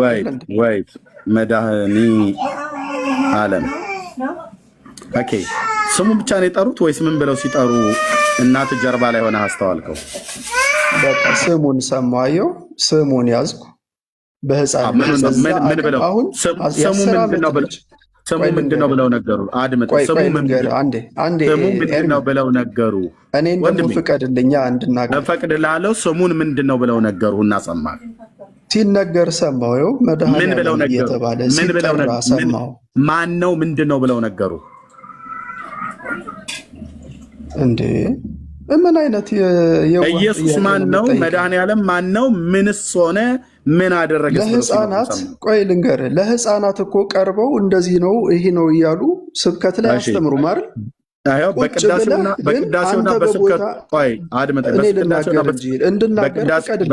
በቅዳሴውና በስብከቱ ጊዜ ሰምቻለሁ ስሙን ብለሃል። በቅዳሴውና በስብከቱ ውስጥ ስሙን ማን ነው ብላ ምን ብለው ነው የሚጠሩት? ኦርቶዶክስ ምን ብላ ነው የምትጠራው? በቅዳሴውና በስብከቱ ብለሃል። ኢየሱስ ክርስቶስ ነው ብላ አልከኝ። ምንድን ነው ብላ ጠራች? ወልድ መንፈስ ቅዱስ ምን ያደርጋል? ምንድን ነው ብላ ጠራች? አሁን ወዴትም የማይሄድ ምን ብላ ጠራችሁ? ክርክር ኢየሱስ መድኃኔዓለም ባለወልድ ምናምን ነገር ማለት አይደለም። ይህንን የጠራችሁን ኢየሱስ ማን ነው ብላ ነገረች? ምን ብላ ነው የሰበከችው? ምን ብላ ነበር ነው ያልኩ እኮ። ምን ብላ ነው ስትቀድስ የሰማኸው? ምን ብላ ነው ስትሰብክ የሰማኸው? ኢየሱስ መድኃኔዓለም እያለች ስትሰብክ ኢየሱስ መድኃኔዓለም እያለች ስትቀድስ ምን ያደርጋል? ምን ያደርግልሃል? ማን ነው ነው ብላ ነው ያለች? ቆይ ልንገርህ። በህፃንነቱ ሰው አንድ ሰው እንደ አቅሙ መጠን መረዳት እንደሚችለው አልጠይኩም። እኔ ነው የሚታ ያደረኩ። ልብ በል እያጸፍኩኝ ነው፣ እየሰማሁ ነው። መረዳት የምችለውን ነው በዛን ጊዜ መያዝ የምችለው። ምንድን ነው የተረዳው? ከቅዳሴው ላይ ኢየሱስ ኢየሱስ መድኃኔዓለም ብላ በስብከት በቅዳሴ ስትሰብክ ስሙን እናቴ ጀርባ ላይ ሆኜ ሰምቻ አስተዋልኩኝ ብላ አልከኝ። እኔ እየጠየኩ ያለት በስብከቱና በቅዳሴው ኢየሱስን ወይ መድኃኔዓለምን ማን ነው ምን አረገልህ ምን ሆነልህ ብላ ነገረች።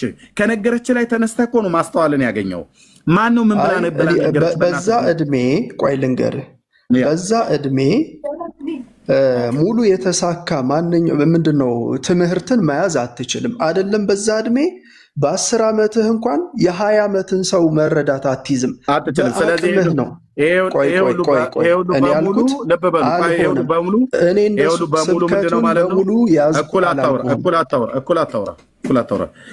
በሙሉ ያጻፈን ምንድነው ማለት ነው? ውሸቴን ስሙን ያዝኩ ነው ያልኩ፣ ስሙን ሰማሁ ነው ያልኩ። ውሸትን ነው።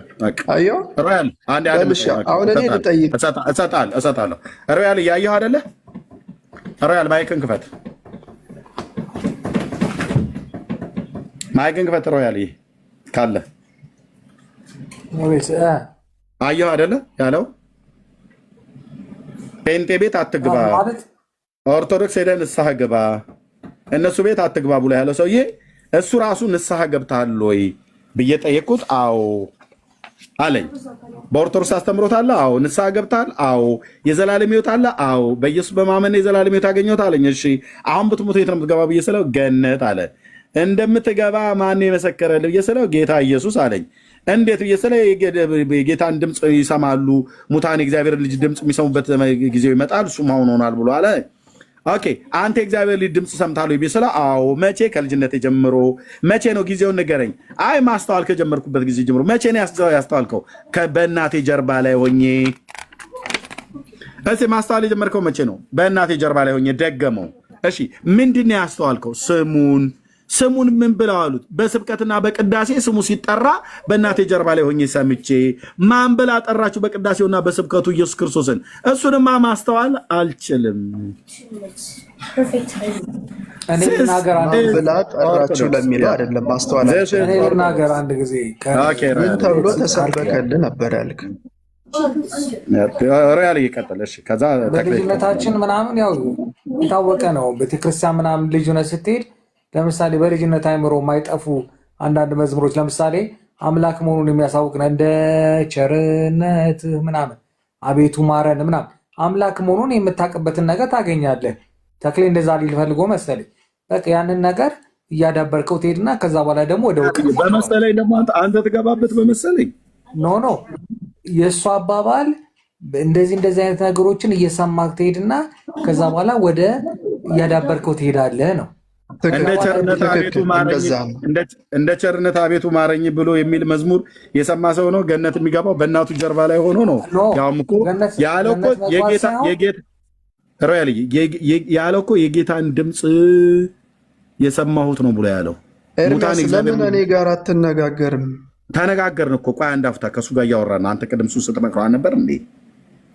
አንተ እኮ መካሪው ከእሱ የተሻለ ህይወት አለኝ፣ በኦርቶዶክስ ሃይማኖት አስተምሮ ተኖራለሁ፣ ንስሐ የገባው የዘላለም ህይወት ያለኝ ይህን የዘላለም ህይወት ኢየሱስ የሰጠኝ እና አሁን በሞት ገነት የምገባ በለህ የምትል ሰውዬ እኮ ነህ።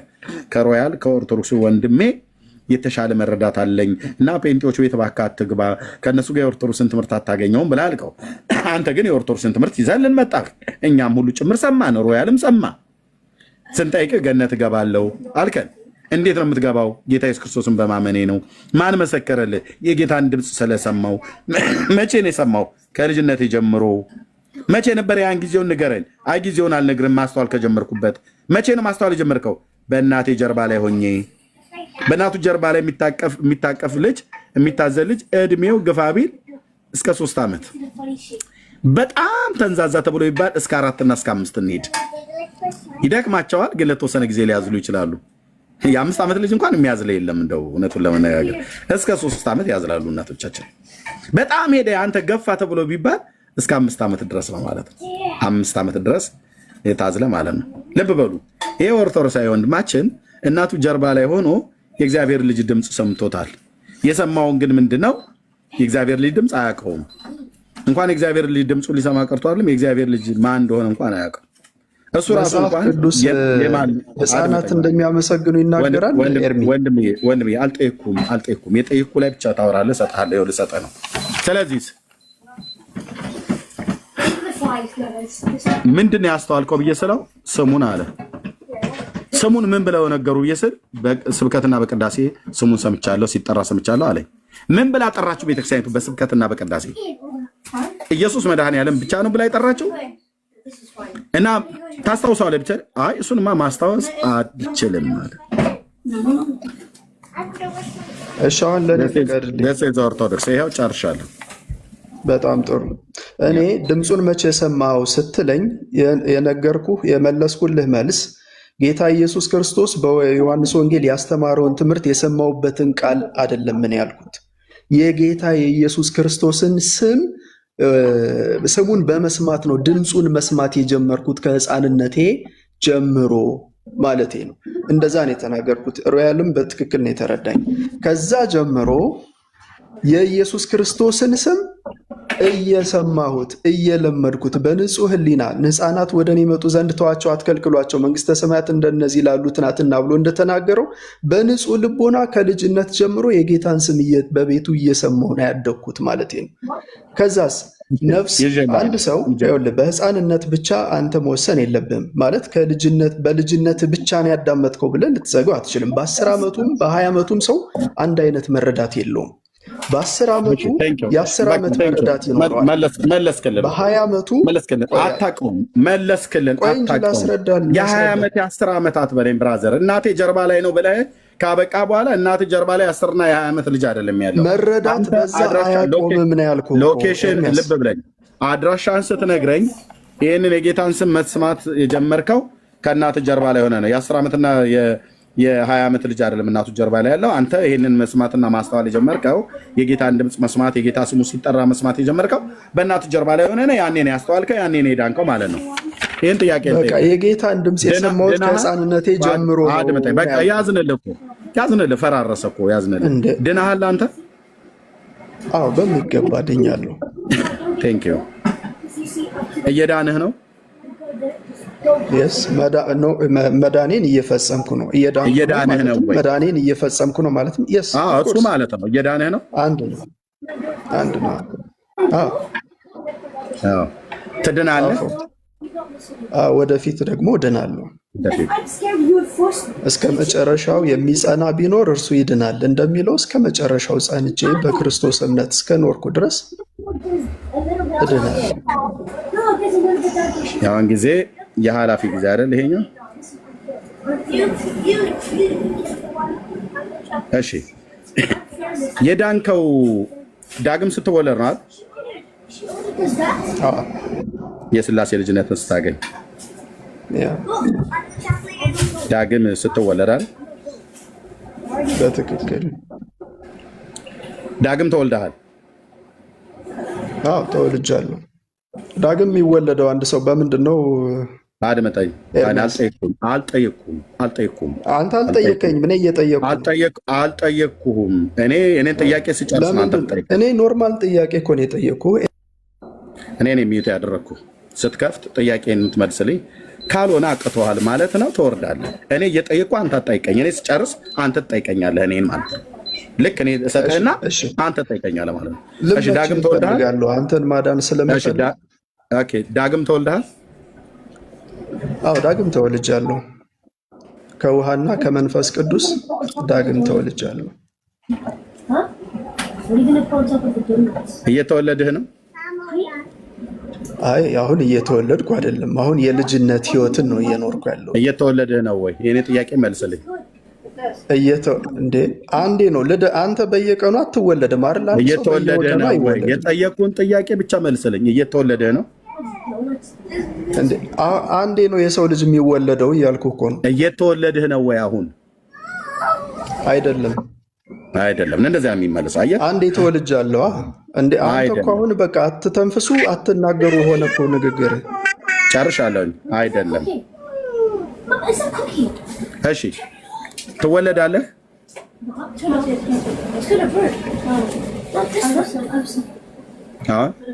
ማነው ለመጻኢ ጊዜ ትወለዳለህ? ወንድማችን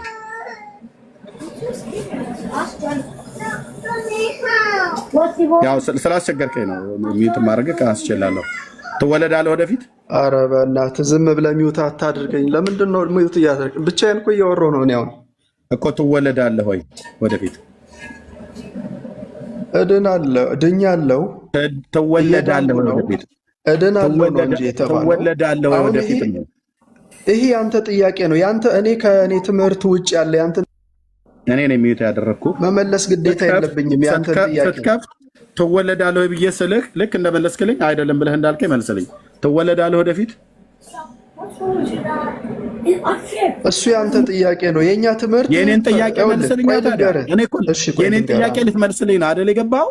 የኔን ጥያቄ የኔ ጥያቄ ነው። የኛን አስተምህሮ ነው አንተ መናገር ያለብህ። የኔን ጥያቄ ትመልስልኛለህ። ያንተን አስተምሮ አይደለም የማወራው። ያንተን አስተምሮ በጥያቄ ሳቀርብልህ ኦኬ። ስለዚህ በቃ አቅቷል ማለት ነው። this is orthodox አስተምሯችን ነው መጠየቅ ያለብህ። go this is orthodox ማለት የኦርቶዶክስ ትምህርት እንደዚህ ነው ማለት ነው። ሲያዙም እንደዚህ ናቸው። ኦኬ ብትነጋገሩ ግን አሪፍ ነበር። መቼ ሰማኝ? እያየ ማለት ነው። እያየ ይሄ አንተ ጥያቄ ነው አለኝ። አዎ የኔ ጥያቄ ነው። ለእኔ ጥያቄ ነው መልስ መስጠት ያለበት። ለእሱ ጥያቄ መልስ እንድሰጠው የእሱ ጥያቄን እኔ ተቀብዬ እኔ ጠይቄው እሱ እንዲመልስልኝ አይደለም። የእሱን ጥያቄ የኔን ጥያቄ ጠይቄው እሱ እንዲመልስልኝ ነው። ለመንኩት፣ ሚዩት አደረግኩት። ዋናው ላይ አወራ። ስለዚህ እታች ወረድ ማለት ተክሌ በቃ እታች ወረድ፣ ብራዘር እታች ወረድ። ኦኬ። ስለዚህ እውነት ለመናገር ቤተክርስቲያኒቱ በደመ ነፍስ የምታስተምራችሁ ገለባ የሆነ ትምህርት ነው። ገለባ የሆነ ነገሩ እንዴት መሰለህ ኤርሚያስ፣ አሁን ለምሳሌ ሮያል ቅድም አንተ ምንም አላቅም ብለህ ስላልክ አሁን ልክ ሰዎች ተናግረው እንዴት መሰለህ ተብሎ ለምሳሌ ብለህ ለመናገር አይደለም። አሁን ቅድም ነግሬሃለሁ። አንተ ስላላወቅህ ነው። አሁን ወደ ማወቅ ላይ እየመጣ ነው። እያነበብክ ስለሆነ እውቀት አለ። እውቀትን እያገኘ ነው። ዳዴ እያልክ ነው። አይ በናገር የፈለግኩትኝ ስለ እምነት ምናምን ጉዳይ አይደለም። እኔ ምንድነው ታውቃለህ፣ ለምሳሌ እኔ የምውልበትን ቦታዎች ማመሽበትን ቦታዎች የማውቀው እኔ ነኝ። እናንተ አታውቁም አይደለ? ግን አሁን እኔ በቃ ደስ ይለኛል እንደዚህ ወድቼ ምናምን የመጽሐፍ ቅዱስ ምናምን ትምህርቶች በቃ ፕሮቴስታንት ኦርቶዶክስ ምናምን ሳዳምጥ በቃ ደስ ይለኛል። ምክንያቱም ሲነጋገር አንዱ ለአንዱ ሲጨቃጨቅ ምናምን ለእኔ እንደ አንድ እንትን ነው፣ እውቀት ምንጭ ነው። በቃ እውቀት ነገር መያዝ ይችላለሁ። ከእምነቴ ጋርም ተጽዕኖ ባያመጣብኝ ቢል ባለፈው ነግሬያለሁ። ስለ እምነቴ ባላውቀውም በቃ በደፈናው ያለኝን ሀሳብ ነግሬያለሁ።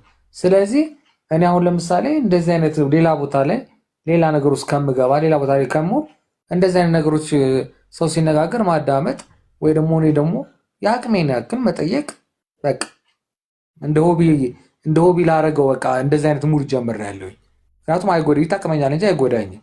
በዛው ደግሞ በተጓዳኝ ደግሞ ዝም ብዬ ባይብል ማንበብ ለምሳሌ አሁን እንደዚህ አሁን ተክላይነት እና እንዳንተ አይነት እውቀት ያለው ተክሌ ምናምን ስታወሩ አንዳንድ ፖይንት ትይዛለህ። እኔ በሃይማኖቴ ላይ ለውጥ ይመጣል ብዬ አይደለም እንደዚህ ምለው ሁልጊዜ ነግሬሃለሁ። ምክንያቱም ግን ማንበብ ፈልጋለሁ፣ ማወቅ ፈልጋለሁ። በቃ ሌላ ነገር አይደለም። ግን አንዳንድ ጊዜ እንደዚህ ስትነጋገሩ እንትን ቢሆን በቃ አይደል በመግባባት መልኩ እንደዚህ በጣም ሃርድ እንደዚህ ነው ሳይሆን ኖርማሊ የምታውቁ ሰዎች ብትግባቡ አሪፍ ነገር ይመስለኛል። ምክንያቱም ክላሲክ በሆነ መልኩ ብትነጋገሩ ሌላው የሚሰማውም ሰው ደግሞ የሆነ ነገር ተምሮ ሊያልፍ ይችላል። እንደዚህ ይህን ሀሳብ ልነግር ፈልጌ እንግዲህ ከዚህ በላይ ንግግር የለም። ሰው ሮያል አሁን አንተ ስታወራ እኔ ሚዩት አድርጌ ሰማህ አይደል? እዚህ ያለ ሰው ሰማህ አይደል? 470 ሰው ምናምን ነገር አንተ ስትናገር ሰማው። ልክ ስጨርስ ነው እኔ የገባሁት። አሁን አንድ ነገር ላይ እያወራን እያለን ቅድም ጥያቄ እየተጠያየቅ ነበር እኔ እናንተ ተግባብተን ማለት ነው። በተግባቦት የሆነ ነገር ብቻ ነው ሰው እውነትን ሊይዝ የሚችለው። በተግባቦት እንዲሆን ደግሞ እኔ ምንም ጥያቄ ልጠይቀህ ለጠይቁ ጥያቄ መልስ መስጠት አለብህ። አንተ ምንም አይነት ጥያቄ ጠይቀኝ፣ ለጠይቀኝ ጥያቄ መልስ ነው መስጠት ያለብኝ። አሁን መጨረሻ ላይ ስጠይቀው ምንድን ነው ያለው? ያንተን ጥያቄ አትጠይቀኝ አለ። እንዴ እኔን ጥያቄ እኮ ነው እየጠየቅኩት ያለሁት። ስለ ዳግም ልመወለድ ነው እየጠየቅኩት ያለሁት። ድኛለሁ፣ እየዳንሁ ነው፣ እድናለሁ ብሎ ያለው ሰውዬ ዳግም ተወልደሃል ወይ ብዬ ስለው አዎ አለኝ። ዳግም እየተወለድህ ነው ብዬ ስለው ኖ አንዴ ነው የተወለድኩት አሁን አይደለም አለኝ። ትወለዳለህ ወደፊትስ ብዬ ስለው ያንተን ጥያቄ አትጠይቀኝ አለ። ስለዚህ የኔን ጥያቄ የማልጠይቀው ሰው ገስት ላይ ተቀምጦ መንጨቃጨቅ የለብኝም። ህዝቡንም ማሰልቸት የለብንም። ከታች መውረድ አለበት። ስለዚህ ታች አወረድኩ ማለት ነው። እሱንም ለማድረግ ከአንዴም ሁለቴ የምጠይቀህ ላይ ተግባቦቱን ጠብቀህ የምጠይቀህ ላይ መልስልኝ፣ ህዝብን እንዳናሰለች ብሎ በሚል ነበር ሚዩት ያደረግኩት እንጂ እኔ አታውራ ብዬ አላልኩትም። እኔን መጠየቅ ከፈለገ እኔ ስጨርስ ደቂቃ ሰጠዋለሁ። 10-15 ደቂቃ እኔን ጥያቄ መጠየቅ ይችላል። እሱ ነው ጥያቄ መጠየቀኝ፣ እኔ መልስ ነው መመለስ ያለብኝ። እጥር ምጥን ያለ መልስ ማለት ነው። ያውም ተገቢ በጥያቄው ላይ ጥያቄውን በአግባብ ሰምቼ ለጥያቄው የሚመጥን መልስ ነው መስጠት ያለብኝ። ካልሆነ ተግባቦት ዜሮ ሆነ ማለት ነው። ያ እኔ አንዳንድ ግራ የሚገባኝ ነገር አለ። ለምሳሌ አሁን እኔ አንዳንድ ነገሮች ስጠይቅ ምናምን እንግባባለን እና ረጋ ብላችሁ ብለህ በተለይ ስፔሻሊ አንተ ታዳምጠኛለህ፣ አታቋርጠኝም ምናምን እና ትመልስ ትሰጠኛለህ እና ረጋ ብለህም ታዳምጠኛለህ። ይሄ ከምን የተነሳ ነው? ወይስ የኔ አነጋገር ስታይል ጥሩ ነው ሆት ማያረግ ነገር ነው? አንዳንድ ጊዜ እኮ አጠያየቅም የሆነ ደስ የሚል አጠያየቅ አለ። እንደዛ ሆኖ ነው ወይስ ምንድን ነው? ብዙ ጊዜ ሳታቋርጠኝ ታዳምጠኛለህ፣ ረጋ ብለህ አዳምጠ ነው መልስ የምትሰጠኝ እና ከምን የተነሳ ነው? ከእኔ ነው ወይስ ከአንተ ነው? ምንድን ነው አልገባኝም። ይሄን ነገር ሲነገረኝ ኤርሚያስ። ኦኬ ሮያሊ ከኔ ጋር የነበረ ነገር ታውቀዋለህ፣ ደጋግመህ ስለተናገርክ። በአንተን ያህል ልክ ሶሻል ሚዲያ ላይ የሰደበኝ ሰው የለም። በአንተን ያህል ልክ ማለት ነው። አንድ ደግሞ ቶማስ የሚባል ሰው አለ፣ እሱም እንደዚሁ ማለት ነው። ብዙዎች ቢኖሩም ያ ጊዜ ግን ባለማወቅ እንዳደረግከው እኔም ደግሞ ታግሼ ሰማው፣ አልተቀየምኩም። ኦኬ ባለማወቅ ነው ያደረግከው። በሃይማኖት ቀናኢነት ነው ያደረግከው። ስድቡንም ስትሳደብ በቃ በጣም ተበሳጭተህ ነው ለሃይማኖት ካለ ክብር የተነሳ ማለት ነው። እኔ ሃይማኖቱ ዝም ብዬ ያበሻቀጥኩኝ ያለ መረጃ ያጥላላው ያንቋሸሽኩ ስለመሰለ፣ በኋላ ግን ራስህ ጥያቄ ጠየቅ። ራስህ ለራስህ ለሮያ ጥያቄ ጠይቅ። ምን ብለህ ይህ ሰው እንደዚህ የሚሆነው ሃይማኖቱን ጠልቶ ሳይሆን ለጌታ ለኢየሱስ ክርስቶስ ካለው ቅናት የተነሳ ነው ብዬ እንዳስብህ ሆንኩኝ አልከኝ አይደል ሮያልዬ? ብያለሁ። ስለዚህ አሁን ሞቲቬ ከክፋት እንዳልሆነ ተረዳህ ማለት ነው፣ ወይ ደግሞ ገመትክ ማለት ነው፣ ወይ ደግሞ ጠረጠርክ ማለት ነው። ያ ግምትህ ግን እውነተኛ ግምት ነው ሮያልዬ። ልጆችን እየሰማቸውን አይደል? እዚህ ጫጫ ቤተሰብ እኔ ከዚህ ትውልድ ጋር ምን ያዳርቀኛል ብራዘር? ነፍሱን ለማዳን ትውልድን እግዚአብሔር ጸጋ ሰጥቶኝ አገልግሎትን ሰጥቶኝ እንዳገለግል መጣሁ እንጂ አሁን እኔ ከዚህ ጋር ስወጣ ለልጆቼ ዳቦ ይዤላቸው አልወጣ። እዚህ ጋር ባባ እያሉኝ እየጠሩኝ ማለት ነው። ቤት ውስጥ ድምፃቸውን እየሰማችሁ ማለት ነው። ታዲያ ምንድን ነው ብለህ ብትለኝ እውነት ነው። ያ የጠረጠርከው የገመትከው ነገር ለእግዚአብሔር ካለኝ ቅናት የተነሳ ህዝቡንም ስለምወደው ነው። እንዳይጠፉ ማለት ነው። በዘላለም ሞት እንዳይጠፉ፣ በዘላለም ሞት እንዳትጠፉ፣ እንዳንጠፋ አዳኙ ኢየሱስ ነው። አዳኙ የመቃብር አፈር ነው። አዳኙ ጥፍር ነው። አዳኙ ፀጉር ነው። አዳኙ ትውከት ነው። አዳኙ ተቅማጥ ነው። አዳኙ እንትን ብሎ በሚል አስተምሮት ውስጥ የታጠረ ሰው አዳኙ ኢየሱስ ክርስቶስ የአብ ልጅ የዳዊት ልጅ ብቻ ነው ብሎ ለመስበክ ከእግዚአብሔር ጥሪ ስለመጣልኝ አገለግላለሁ ማለት ነው እንጂ እኔ ሚስት አለኝ። አንዲት ሚስት፣ 3 የተባረኩ ልጆች አሉኝ። ድምፃቸውን የምትሰሙት ቤተሰቤ ማለት ነው።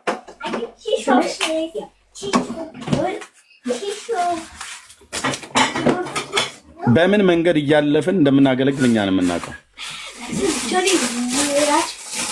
ልጆቼን እያሸማቀኩ ዝም በሉ እያልኩ በጣቴ እንደዚህ እያልኩኝ ማለት ነው። ይሄ ሪከርድ ይደረጋል። የቤተሰብ የሁሉ ድምፅ ነው የሚገባው። ዝም ከምል በዚሁ ሁኔታ ውስጥ ሆኜ ለትውልድ እውነትን ለማሳወቅ ብሎ በሚል እንጂ ማንም ሰው አሁን እኔ ባለበት ሁኔታ ውስጥ ሆኖ ማንም ሰው አያገለግልም እውነት ለመናገር። ስለዚህ እኔ ሞቲቬ በቃ ወንድሜ ሮያል አግኝተዋል። እንዴት የወንድሜን የሮያልን አላዋቂነት ተንተርሶ አንድ ቄስ ወይ አንድ ጳጳስ ወይ አንድ ሼካ ወይ አንድ የአይሁድ ራባይ ወደ ገደል ይዞ ወደ ጥፋት ፍጻሜ ሊበላሽ ወደሚችል ነገር ላይ ይዞ ቢር ዝም አልልም፣ እጮሃለሁ። ወንድሜን እጮሃለሁ። አንተ ሰው እባክህ ቆም በል። የማታውቀው ሸፍጥ፣ የማታውቀው ደባ እየተሰራብህ ነው። ህይወትህን ፍጻሜ ሊያበላሽብህ ነው። ንቃ። ከዚህ ሰው አምልጥ፣ ከዚህ ትምህርት ወይ ከዚህ ጎዳና ዞር በል ብዬ እጮሃለሁ። ሰምቶ መወሰን ያንተ ነው። ሰምቶ መወሰን የሰሚው ነው። ኢየሱስ ክርስቶስ ያድናል። ኦኬ፣ አንዴ ዳግም ከተወለድክ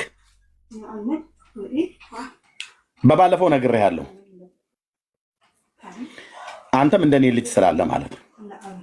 ልጅ አድጋለች። ጌታ ይባርክልህ። አሁንም የአባቶች አምላክ አሜን። አየህ ልጅህ ሕፃን ሆና ካካዋን ጠርገዋለሁ ብዬ ስለ አዋልከኝ ለስንት ወር ወይ ለስንት ዓመት አብረህ ከነበርክ ሕፃናት ራሳቸውን አውቀው ሽንት ቤት መሄድ እስከሚችሉ ድረስ እኔ ነኝ ስጠርግ የነበረው። እናታቸው ነች ልጆቼ ስጠርግ የነበረው፣ ሚስቴ ማለት ነው። ሮያል ነህ ስጠርግ የነበረው፣ እናቷ ነች ስጠርግ የነበረችው። በቀን ስንት ጊዜ ይጸዳዳሉ ልጆቻችን? አብልተናቸው አጥጥተናቸው እንኳን እኮ እላቸው ላይ ነው እላያችን ላይ ነው እንደዚህ እንዲያጋሳቸው ብለን ደረታችን ላይ፣ ጀርባችን ላይ፣ አንገታችን ላይ ነው እኮ እያቀረሹ እንትን የሚሉብን ማለት ነው። አልስማማ እያላቸው ወደኋላ ወደ ላይ እየተመለሰ እና ስንት ጊዜ እንደዛ ሆነ።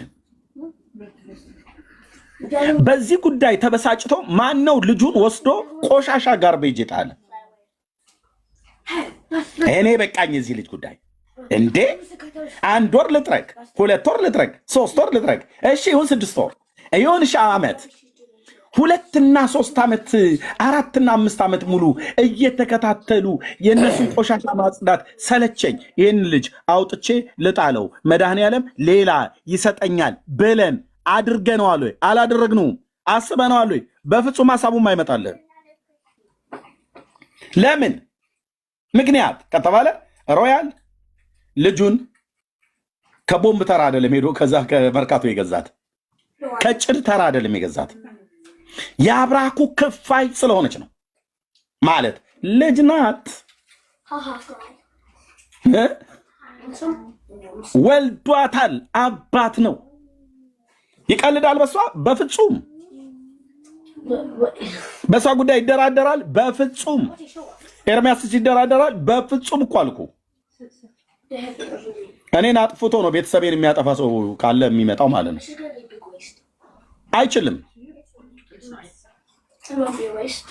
ከማልደራደርበት ነገር አንዱ ጌታ ነው፣ የእግዚአብሔር መንግስት።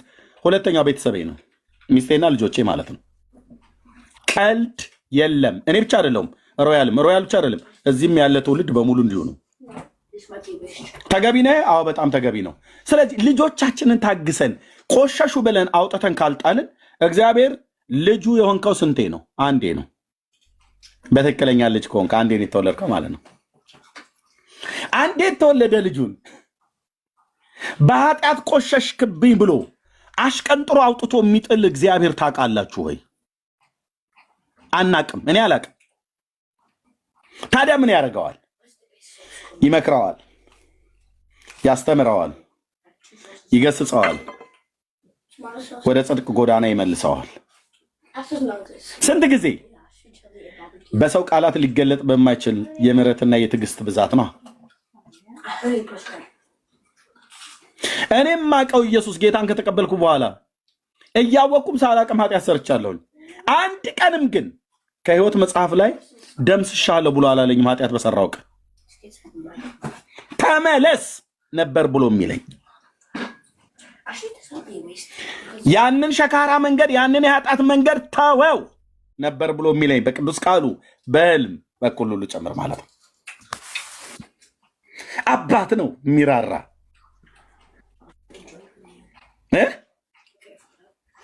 በስርቆት ብገኝ፣ በዝሙት ብገኝ፣ በውሸት ብገኝ፣ በተለያዩ ነገር ብሸት ወዲያውኑ በል አምጣ ሚካኤል በሉ ሰርዙት ከሕይወት መጽሐፍ ላይ ይሄ ቅራቅንቦ ብሎ የማይል አባት። ልጅ ያቀረሸብኝ ብዬ አልጣልኩትም። አሳድጌው እንደ ከእናቱ ጋራ የመጀመሪያ ልጅ አሁን 11ኛ ዓመቱ ነው። ሁለተኛዋ ልጄ 9 ዓመቷ ነው። ሶስተኛዋ ልጄ 3 ዓመት ከ6 ወር ምናምን አካባቢ ወደ 4 እየሄደች ነው። ስንት ጊዜ ታገስኩኝ እኔ እንኳን ክፎኝ ማለት ነው። ኢየሱስ ለዘላለም ስም ይባረክ። የኔ አባት እግዚአብሔር ለዘላለም ስም ይቀደስ። በኦርቶዶክስ ሃይማኖት የሚሰበከው እግዚአብሔር ጨካኝ ነው። ጨካኝ እግዚአብሔር ነው የሚሰብኩት። ይታገሳል።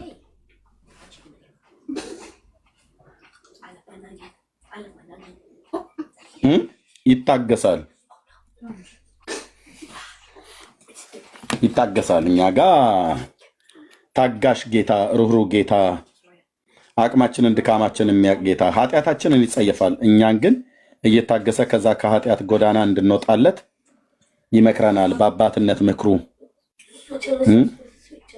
ትዕግስት ላልከው ነገር እንዲህ የሚል መዝሙር አለ። ሶሪ አቋራጭ፣ ችግር የለም።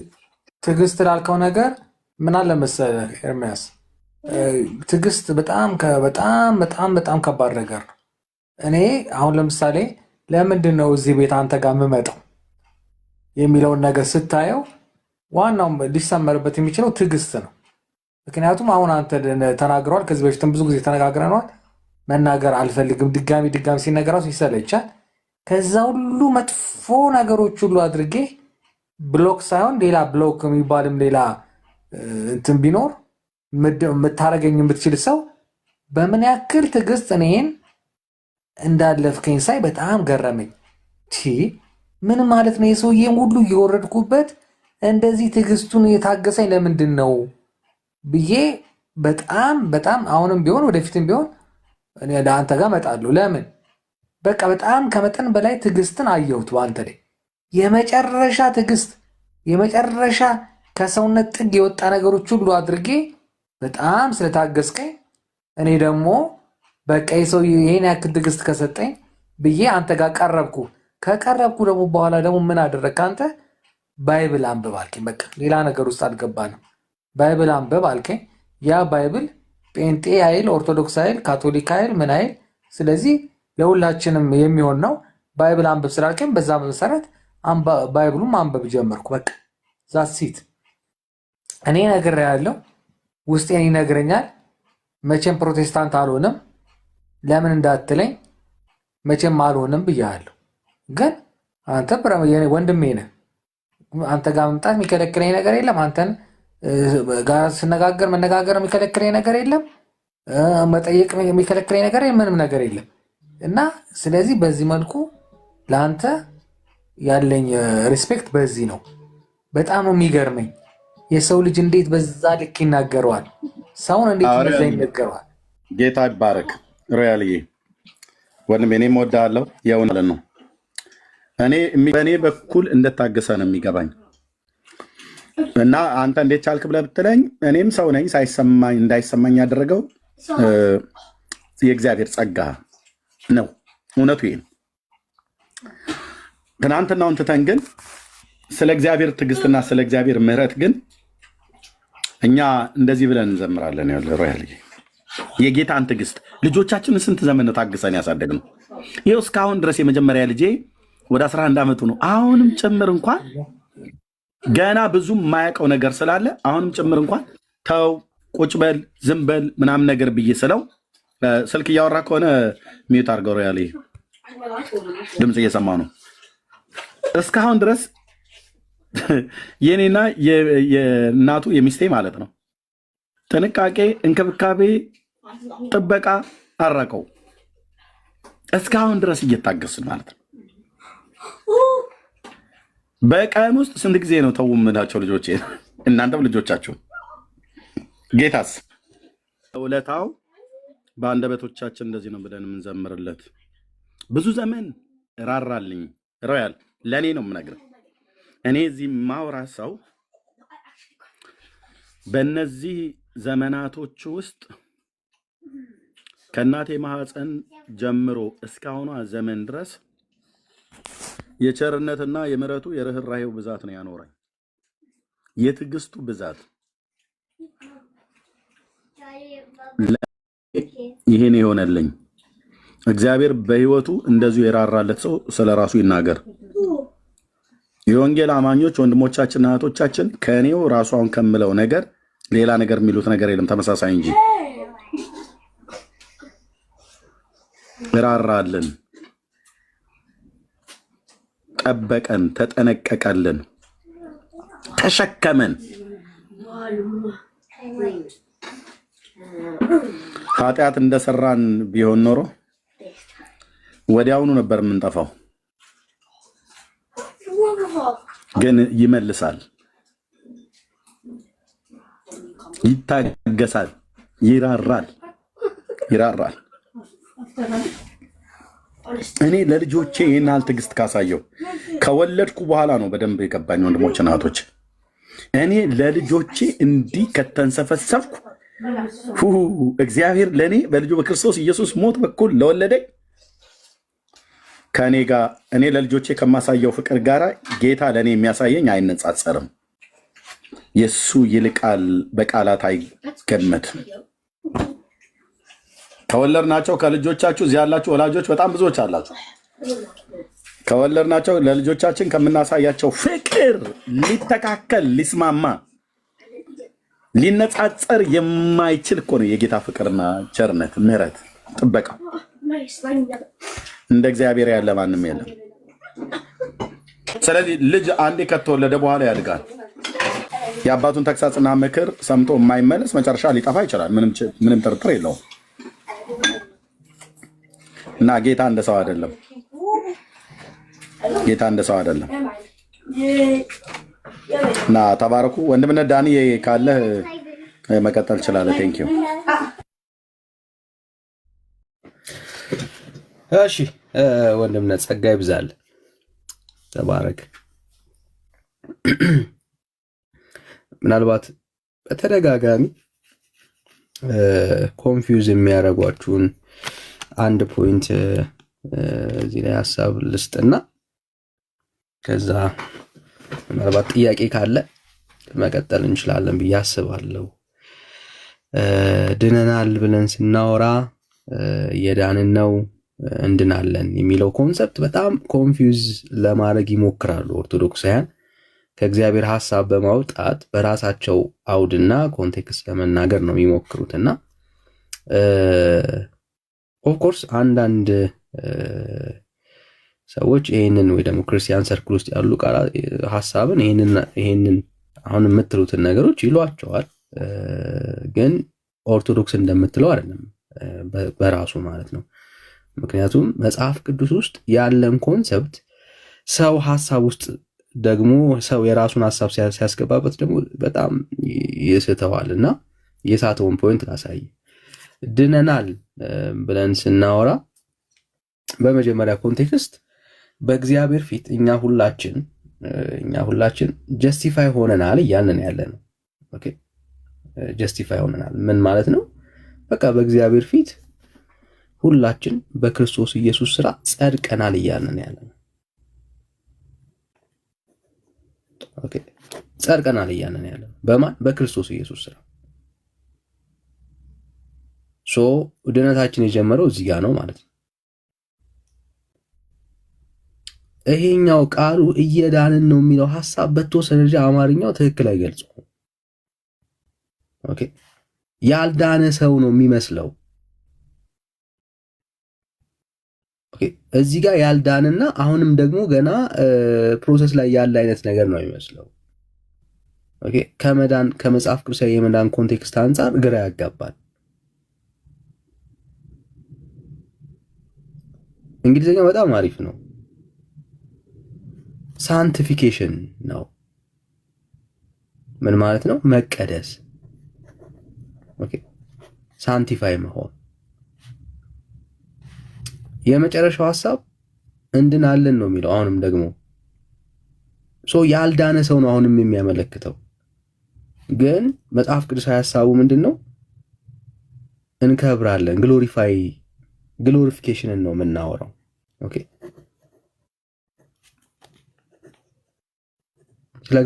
ስለ ግሎሪፊኬሽን ነው የምታወራው።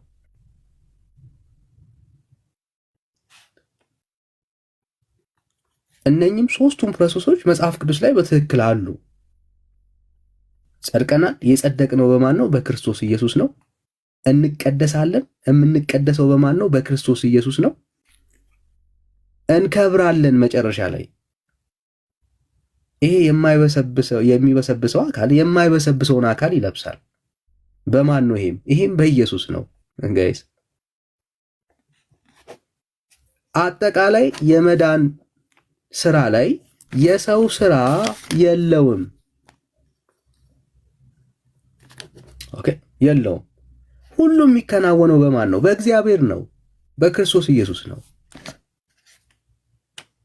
እዚህ ውስጥ አንተ እየዳንን ነው ያልከው ሐሳብ ላይ ስለ መቀደስ ነው የምታወራው። በራስ አይደለም የምትቀደሰው። የምትቀደሰው በእግዚአብሔር ነው፣ በሱ ጸጋ ነው። ያንተ አርገ ካወራኸውና አንተ የሆነ ነገር ኮንትሪቢዩት አርገ ምድን ከመሰለ ስተሃል። ማዳን የእግዚአብሔር አይሆንም ማለት ነው፣ ያንተ ነው የሚሆነው። ወይ ደግሞ ይሄ በጸጋ የዳንክበት እውነተኛው የመዳን ተስፋ አንተ ገብተህበት ነፃ መሆኑ ይቀርና በስራ ይሆናል ማለት ነው። ወዳጄ ኖ አንተ ገብተህበት ነፃ የሆነውን ነገር በደሞዝ የምታገኘው ድነት የለም። መቀደስም ቢሆን በማን ነው? በእግዚአብሔር ጸጋ። ከእግዚአብሔር ቃል እስቲ እንየው። ጸጋው በእምነት አድኗቸዋል። ይህም ከእናንተ በቃ ከስራ አይደለም። ማንም እንዳይመካ ከስራ አይደለም። የዳን ነው በምንድን ነው? እሱ የጸደቅ ነው በምንድን ነው? እሱ በእግዚአብሔር ጸጋ። የምንቀደሰውስ እናንተ እንድናለን እያላችሁ ግራ የምትጋቡበት በቃላት በጣም ግራ የምትጋቡበት ይሄ ህይወት በማን ነው ካልክ በክርስቶስ ኢየሱስ ነው። በማን ነው የሚሰራው? በኢየሱስ ነው የሚሰራው። ከእግዚአብሔር ቃል አንድ ጥቅስ እናንብብ።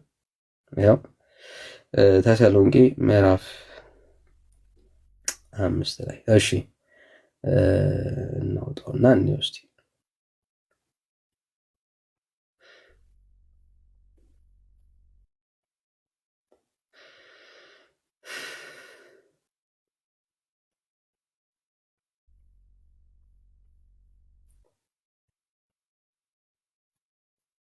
እሺ እንደዚህ ይላል ቁጥር 23 ላይ እሺ እንደዚህ ይላል።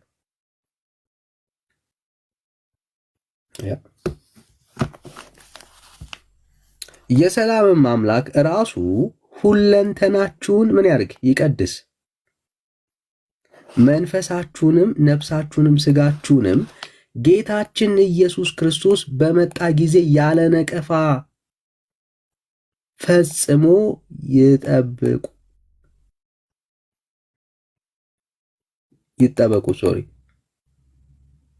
ጌታችን ኢየሱስ ክርስቶስ በመጣ ጊዜ ያለ ነቀፋ ፈጽመው ይጠበቁ። የሚጠራችሁ የታመነ ነውን፣ እርሱም ደግሞ ያደርገዋል። እናንተ እንድናለን የምትሉበት ፕሮሰስ ላይ ወይ ደግሞ ትክክለኛው ሐሳብ ስለ መቀደስ ሳንቲፊኬሽን ነው የምታወራው። ሳንቲፊኬሽን የሚፈጸመው በማን ነው? በእግዚአብሔር። እግዚአብሔር ጀስቲፋይ የተደረግነው በማን ነው? በእግዚአብሔር፣ በጸጋው በክርስቶስ ኢየሱስ በመስቀል ስራ። የምንቀደሰውስ በማን ነው? በክርስቶስ ኢየሱስ። ብራዘር አየህ፣ ለምንድን ነው ካልክ ወዳጄ የጠራን እሱ ነው። ጠሪው እሱ ነው። ጋባዡ አድናችኋለሁ ያለን እሱ ነው። የታመነ ነው ያለ ብራዘር። ጌታችን ምን አደረገ ነው? የታመነ ነው። ስለዚህ በክርስትና ህይወት ውስጥ በምንኖርበት ህይወት ውስጥ አሁን ስታዩ ማንነታችን ፐርፌክት አይደለም አይደል? ስለ መቀደስ ስታወራ ግን በእኛ ውስጥ የሚሰራው የእግዚአብሔር ጸጋ ከትላንትናው ይልቅ የተሻለ እንዳኒን የልጁን መልክ የሚመስለው እንዳኒን እየሰራ ነው የሚሄደው። አየህ፣ ቃሉን ስታነብ፣ በፊቱ ስትጸልይ፣ ከወንድሞች ጋር ከእህቶች ጋር ህብረት ስታደርግ በአንተ ውስጥ እየተሰራ እየተቀረጸ ያለ የልጁ መልክ አለ። ያንን የሚሰራው ማን ነው? የጠራ ታማኝ ሆነ እሱ ምን ያደርጋል? የሰላም አምላክ እሱ ሁለንተናችሁን ምን ያደርጋል? ቀድሳል። ቀዳሹ ማን ነው? ራሱ ጌታ። ስለዚህ አሁን በዚህ ጉዳይ ላይና ምን ማለት ነው በጀስቲፊኬሽን እና በግሎሪፊኬሽን ላይ ልዩነት የለም። ይሄም የጸደቅነው በክርስቶስ ኢየሱስ ብቻ ነው። እኛም እኮ እናምናለን የመጀመሪያው ድነት እኮ ነው ምናምን ትላላችሁ። ቀጥሎስ ግሎሪፊኬሽኑንም ያው የታወቀ ነው። ክርስቶስ ኢየሱስ በክብር ሲመጣ ግሎሪፋይ እንሆናለን። የሚበሰብሰው አካል የማይበሰብሰውን ያንን ይለብሳል ትላለህ። ኦልራይት፣ ይሄስ ነው ጥያቄ። በስራህ አይደለም፣ ቁርጥህን ወቀው። አንተ ሰርተ ለፍተ ጥረ ምናምን አይደለም መቀደስ። ሳንቲፋይ የምትሆነው እየነጻህ የልጁን መልክ እየመሰልክ እየተቀየርክ የምትሄደው በአንተ ስራ አይደለም፣ በአንተ ውስጥ በሚሰራው ጸጋ ነው። ይሄ ጸጋ የሚሰራው በክርስቶስ ኢየሱስ አምነው ለጸደቁ ሰዎች ነው። በክርስቶስ ኢየሱስ አምነው የጸደቁ እነኛ ሰዎች የዳኑ ሰዎች በጸጋው ጉልበት እየተቀደሱ ሳንቲፋይ እየሆኑ ከትላንትናው ይልቅ የተሻለ በህይወታቸው የልጁን መልክ እየመሰሉ እየተለወጡ ይሄዳል። የመጨረሻ ተስፋችን ግሎሪፊኬሽን፣ እንከብራለን። አየህ፣ ይሄ ከዚህ ማን ይለየኛል የተባለው እሱ ማንነት ዲዛይሩ ምናምን በክብር ለሚመጣው መንግስት በሚመጥን ለዛኛው ዓለም በሚመጥን ህይወት ደረጃ ማንነታችን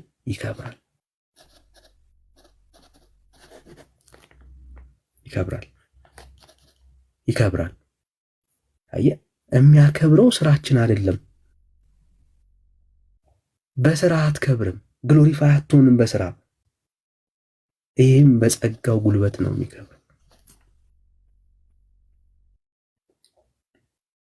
የአምላክ ቃል በጣም ክሊር በሆነ መልኩ ነው የሚናገረው እና ህዝቡን አታምታቱት ብራዘር፣ አታምታቱት። ድነትን አንተ ጀምረ እግዚአብሔር ጀምሮ አንተ የምትጨርሰው ጉዳይ አይደለም። አስቀድሞም የወሰናቸውን እነዚያን ደግሞ ጠራቸው። የጠራቸውን እነኛን ደግሞ ምን አረጋቸው? አጸደቃቸው። ያጸደቃቸውን እነኛን ደግሞ ምን አረጋቸው? አከበራቸው። አክባሪው ማን ነው ካልክ በዙፋኑ ላይ የተቀመጠው ክንዱን ተማምኖ አንድ ኃጢአተኛን በደለኛን የጠራው እሱ እግዚአብሔር። እግዚአብሔር ወዳጄ ጌታ ሲጠራ የጠራው ራሱን ተማምኖ ነው እንጂ እኔን ተማምኖ አይደለም። የጠራው ኃጢአተኛ፣ በደለኛ፣ ደካማን ሰው እንደሆነ ጌታ ያውቀዋል። አየ በልጁ በክርስቶስ ኢየሱስ የሚያምን የዘላለም ሕይወት አለው ብሎ ሲናገር አለው ብሎ የተናገረው የኔን አቅምና ጉልበት ተመልክቶ አይደለም።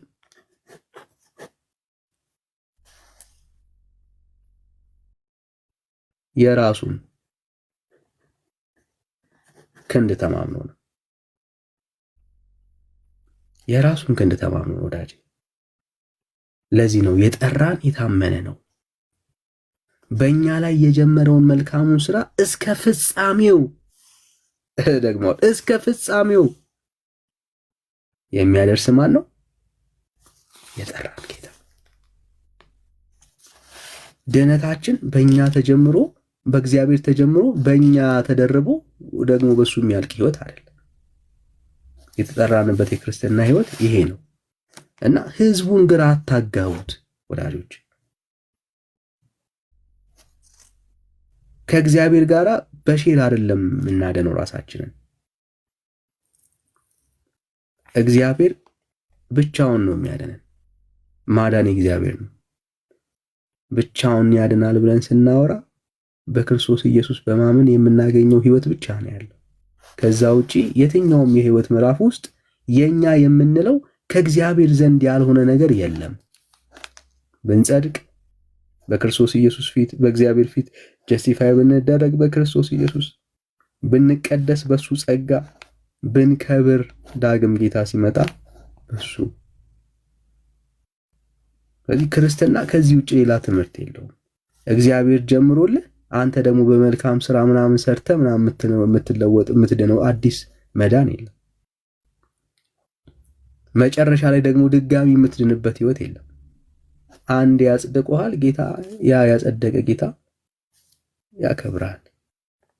ክርስትና ይሄ ነው ወዳጅ።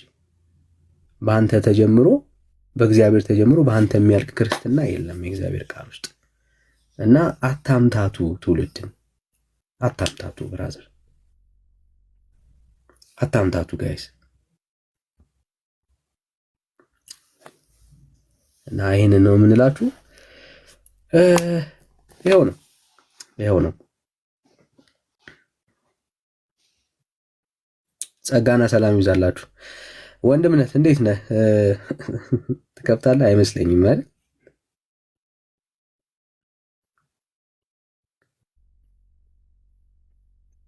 ወንድምነት ተባረክ። ቴንኪው